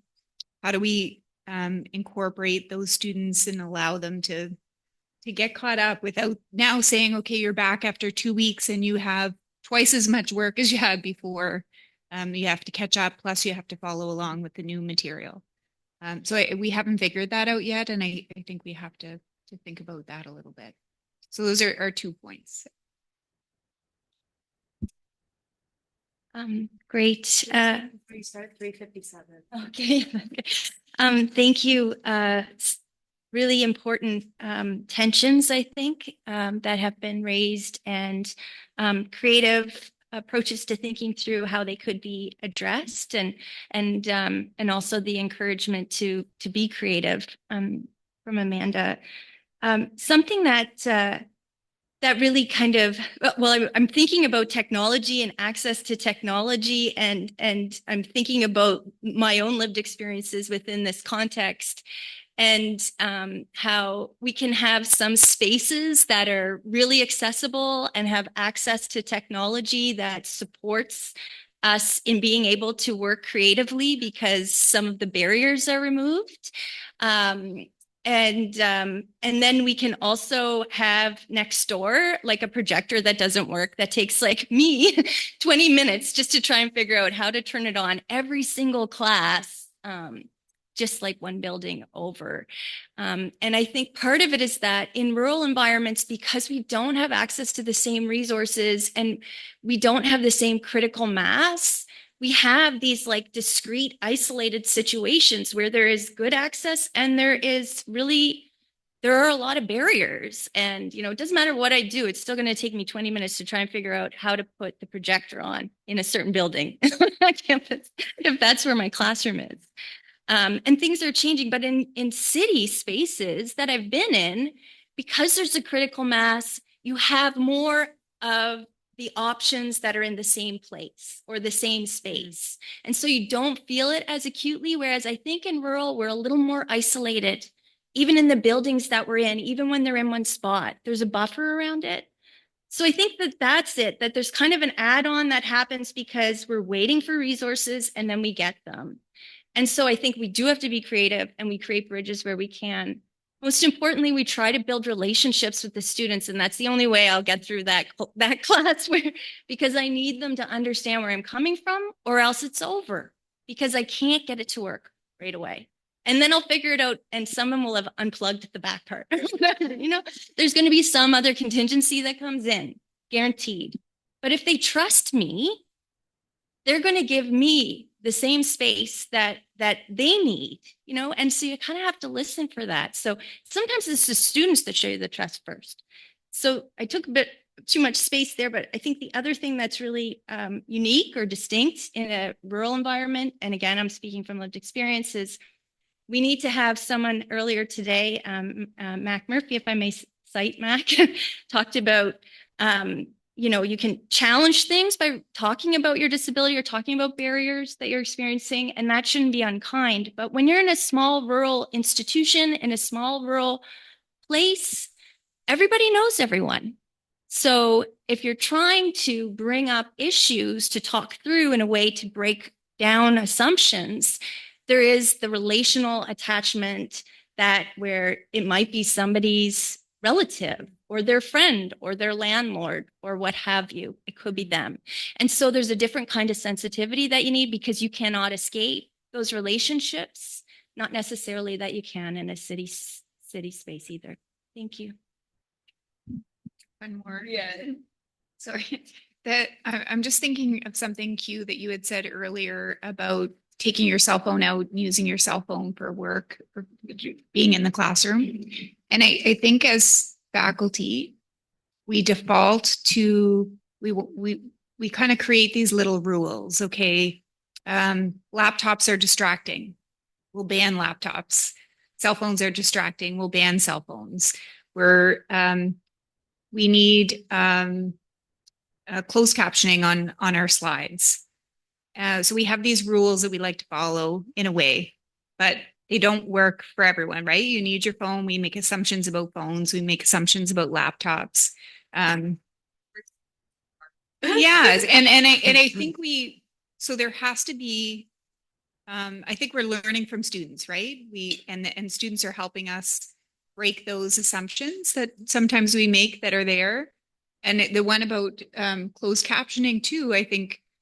It took a student to say, actually, I find closed captionings really distracting. Could you not put them on?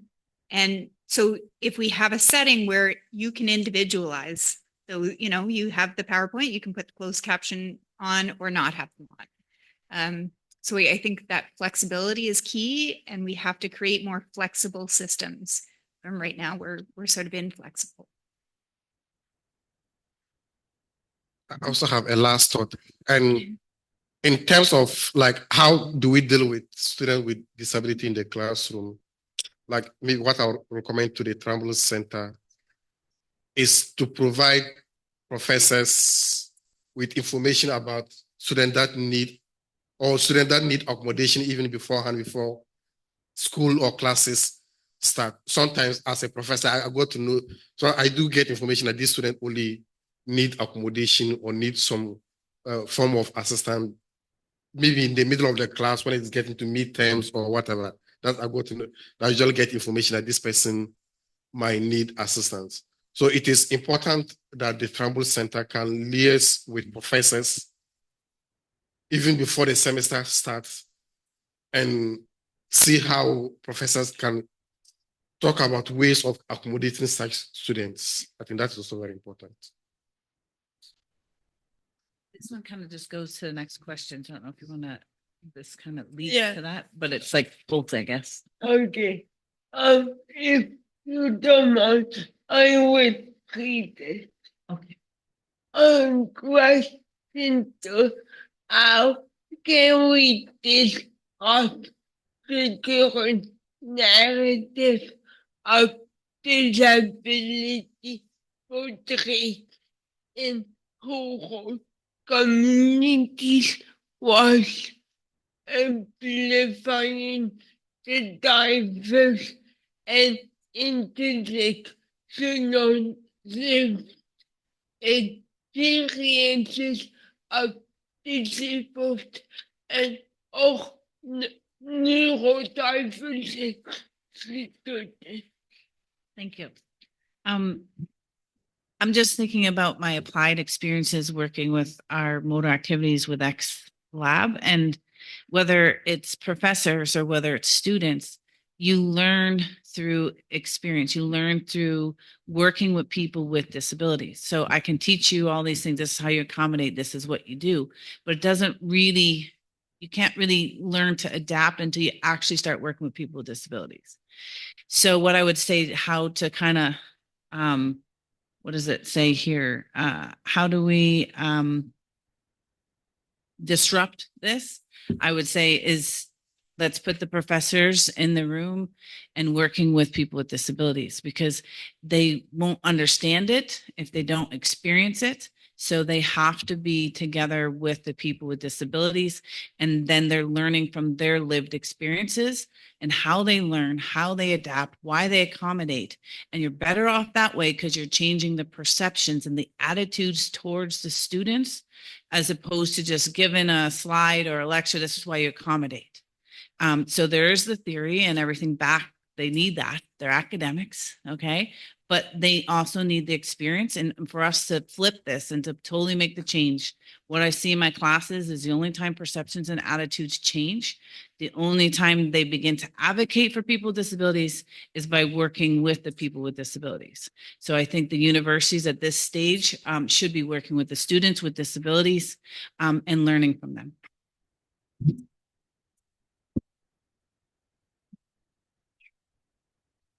So in terms of disrupting the narrative, I want to take it from the built environment. When she was presenting, she talked about, especially within the community, about transportation. Like in the community right now at Antigonish, we don't have, even though there is a community transport services, but looking at the time that it operates, it might not favor certain people at certain times. And also the built environment, especially during the winter, most of the snow are not cleared early in time.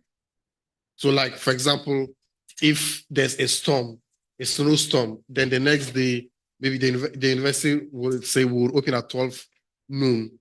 And in my neighborhood, I don't have the snow cleared. As a disabled person, I might have it difficult in terms of being able to attend classes. Then within the university setting too, there are still places that are still not accessible, especially when you take old buildings. And when university administration might just say, oh, these are old buildings, so there's nothing that we can do it about it in the past, as if justifying exclusion in the past should be something that should be granted. Then those in power or authority also often use costs. Oh, there's so much cost involved. How do we transform the environment that is accessible for people with disabilities? They also use that as a justification not to see it as a need in terms of modifying the built or physical environment that could accommodate the needs of disability. Then in terms of, the last thing I also want to talk about is in terms of housing, especially as a disabled person. When I first wanted to move here, like I was looking for an accessible housing, and it was difficult to get one as somebody with physical and mobility challenges. So the community or even the town has to recognize that we might need to or you should provide avenues in terms of providing housing that are accessible, especially for people with disabilities that might be moving from cities and coming here for either for education or coming to settle for other work. So that is also very important. Thank you. Our cycles.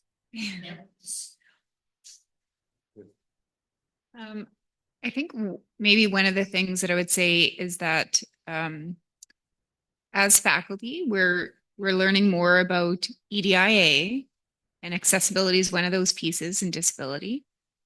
But in having professional development opportunities, you rarely get professional development opportunities that are then tied with changes to our courses, where we're integrating that information now in the design of our course. And I think we have to intentionally build time into that course development and course change to actually implement what we're learning. Like carve out that time to do that work. That's one piece. And I think that will pull in the intersectionality piece as well. And then the, just actually implementing and putting into practice what we've been learning, which does take time to make those course changes. And then, yeah, I'll leave it there. I think I'll just follow up with that, Erin, because like you said, I think especially with knowledge mobilization, where you're taking the research and you're putting it into practice and it's impacting your communities, impacting the people, it's making time for that and acknowledging that at the academic side, I guess, right? So it's like that academic side, acknowledging the importance of that and the value of that. So that kind of changing that a bit more to making time to include those things, to make things more inclusive, accessible, and diverse. It's going to take time, and so for it to be acknowledged. Thank you. That's incredible timing. Are you serious? Thank you for sharing that insight. Question number 3. What type of tangible actions could faculty members take to support the initiative of disabled and all neurodiverse students beyond the classroom, and that could be on campus or within the Antigonish community? I mean, I think faculty really starting to engage with individuals with disabilities, getting to know who they are beyond your classroom.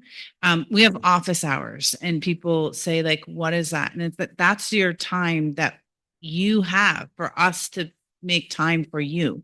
As a student, a lot of students think, oh, it's time for marketing, or it's time for that. Like, no, it's like, that's your time that, and I don't do office hours, I have walk and talk meetings and stuff, because I really want to get to know the student. And so know as students that time is allotted for you. And you pay for that, and you should be able to have access to that. And so you should get to know your professors, and the professors should learn how to be more opening, like welcoming for students to come into their office and to engage and to have those conversations. So again, perceptions don't change until you start to work with people with disabilities. So I would think that's the initial starting point.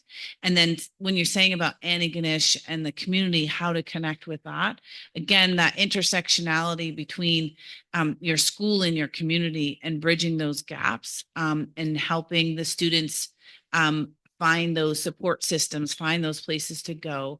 And so maybe the faculty are learning themselves what those are, because unless you need those support systems, you're not necessarily looking for them. So there may be an education piece in there where faculty understand, okay, these are the support systems available to the students. And I know there's been some initial things on this started at the university, but continuing to have that so that when they come to the professor can tell them where they need to go for those supports, what they can do with this and the various situations that they might have. And yeah, connecting them with their community.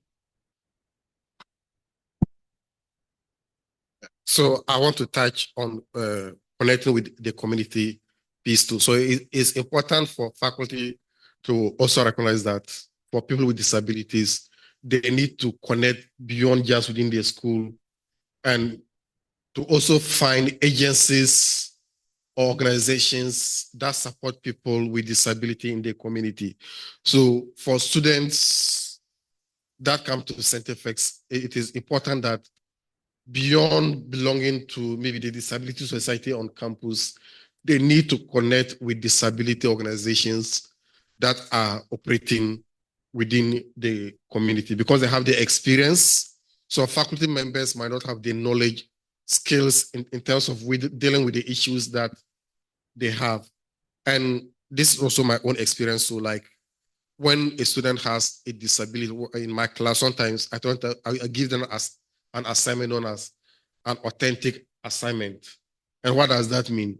Just come to my office hours, just like you said, then come and tell me about your lived experiences as a disability person. Then based on that, I can substitute that for an assignment that you think you might not be able to perform well. Then based on that, I can give you a good grade. Like I remember, for example, last semester, Elizabeth Abla, she came and gave her own experiences as a disabled person in the community. And the students were so happy about that. I think that is one way by which we can engage students with disability in terms of bringing out their own experiences for others to learn from that. Thank you. Maybe I'll build on that last point by just saying, finding ways to help students bring their whole selves to the classroom. And that one of the ways that I think we can do that is by giving students autonomy or choice in the types of assignments that they do, in the topics that they are focused on. The other piece is going beyond that. So I'm thinking of the student researchers that I've worked with recently, helping them connect their work to that broader community. So I'm looking at May over here, and May, I'm sorry, I hope I don't embarrass you, but and this connects to something that you said earlier, Claire. One of the findings from May's thesis was that, because we had a qualitative survey, and students with disabilities talked about not having, so the resources that St. FX might have focuses on academics for disabled students, but not that social piece. Like, how do I connect with other people? And so May's results of their work, then we tried to share with with student services, a summary of that work. We reached out to the Accessibility Directorate. So trying to extend the reach of that work to have impact. I think that's one piece. I think what Erin's saying there, and this is just as a designer, programmer, the first thing that comes to mind is like, okay, there's a need, that being the students to engage socially. And so on campus, we have service learning, which has been really successful at St. FX. Service learning, working with various community organizations and what have you.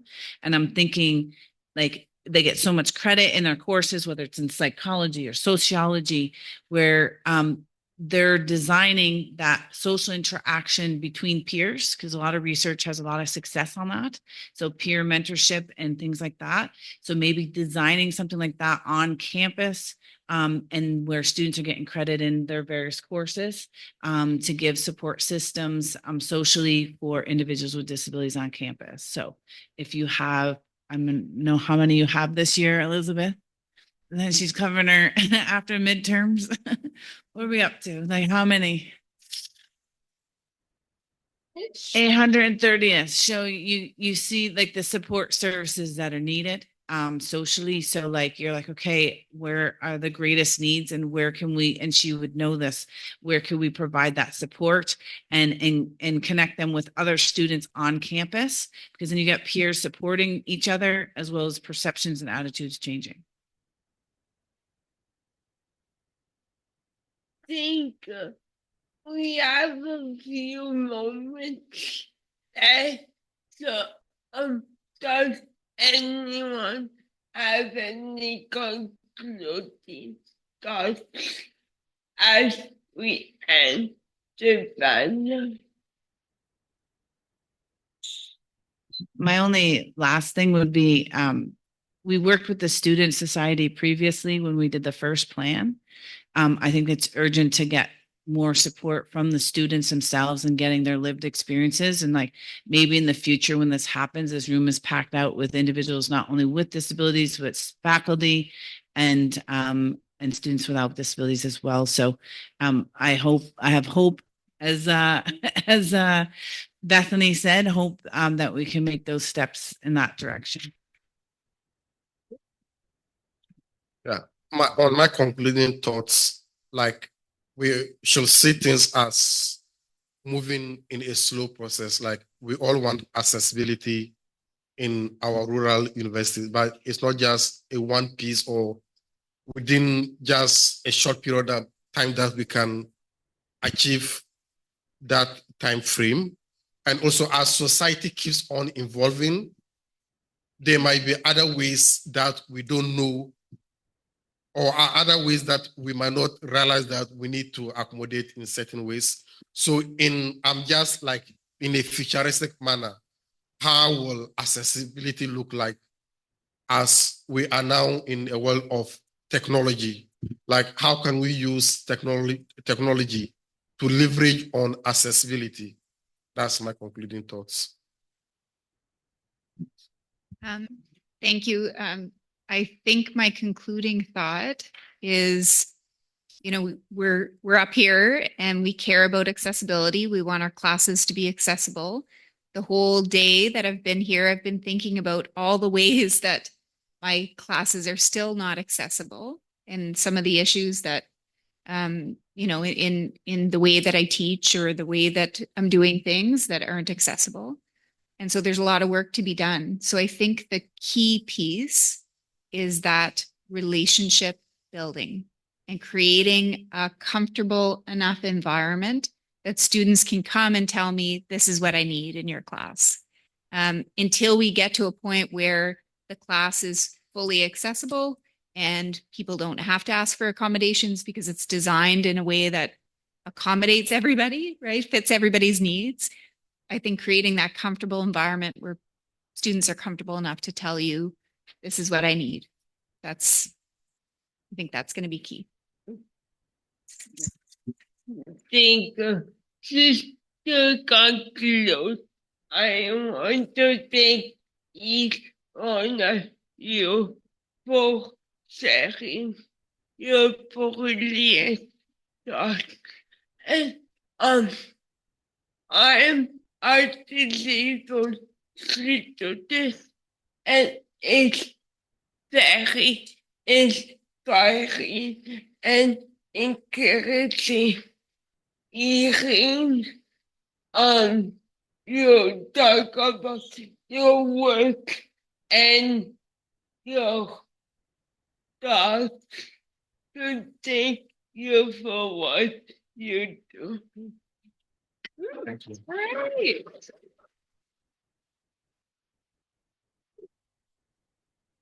Okay. So, online people, imagine my face. First off, thank you everyone. That was such an insightful panel. I loved it. If you heard noise outside, we actually are giving out the cookies and the sandwiches to some of the kids that benefit from a nearby accessible recreation program. It's just like Halloween, quite honestly. It's lots of fun. So thank you for your flexibility on that. I know we're close to the end, but I think we should have a 5-minute break so we can regroup for the discussion period with a little bit more energy. Hooray, you can stop recording. Recording. Lovely. So basically for the discussion section today, it was a real East Coast kitchen party. Lots of small group discussions, really lively, really friendly. So we're gonna wrap it here, but I just want to say thank you so much to everyone at St. FX, the students, the professors, the service providers. I think we all can tell it's been such an enriching and empowering community, and it's just been a privilege for the NEADS team to be part of it, even just for one day. So thank you so much, everyone, and safe travels home. Okay, goodbye.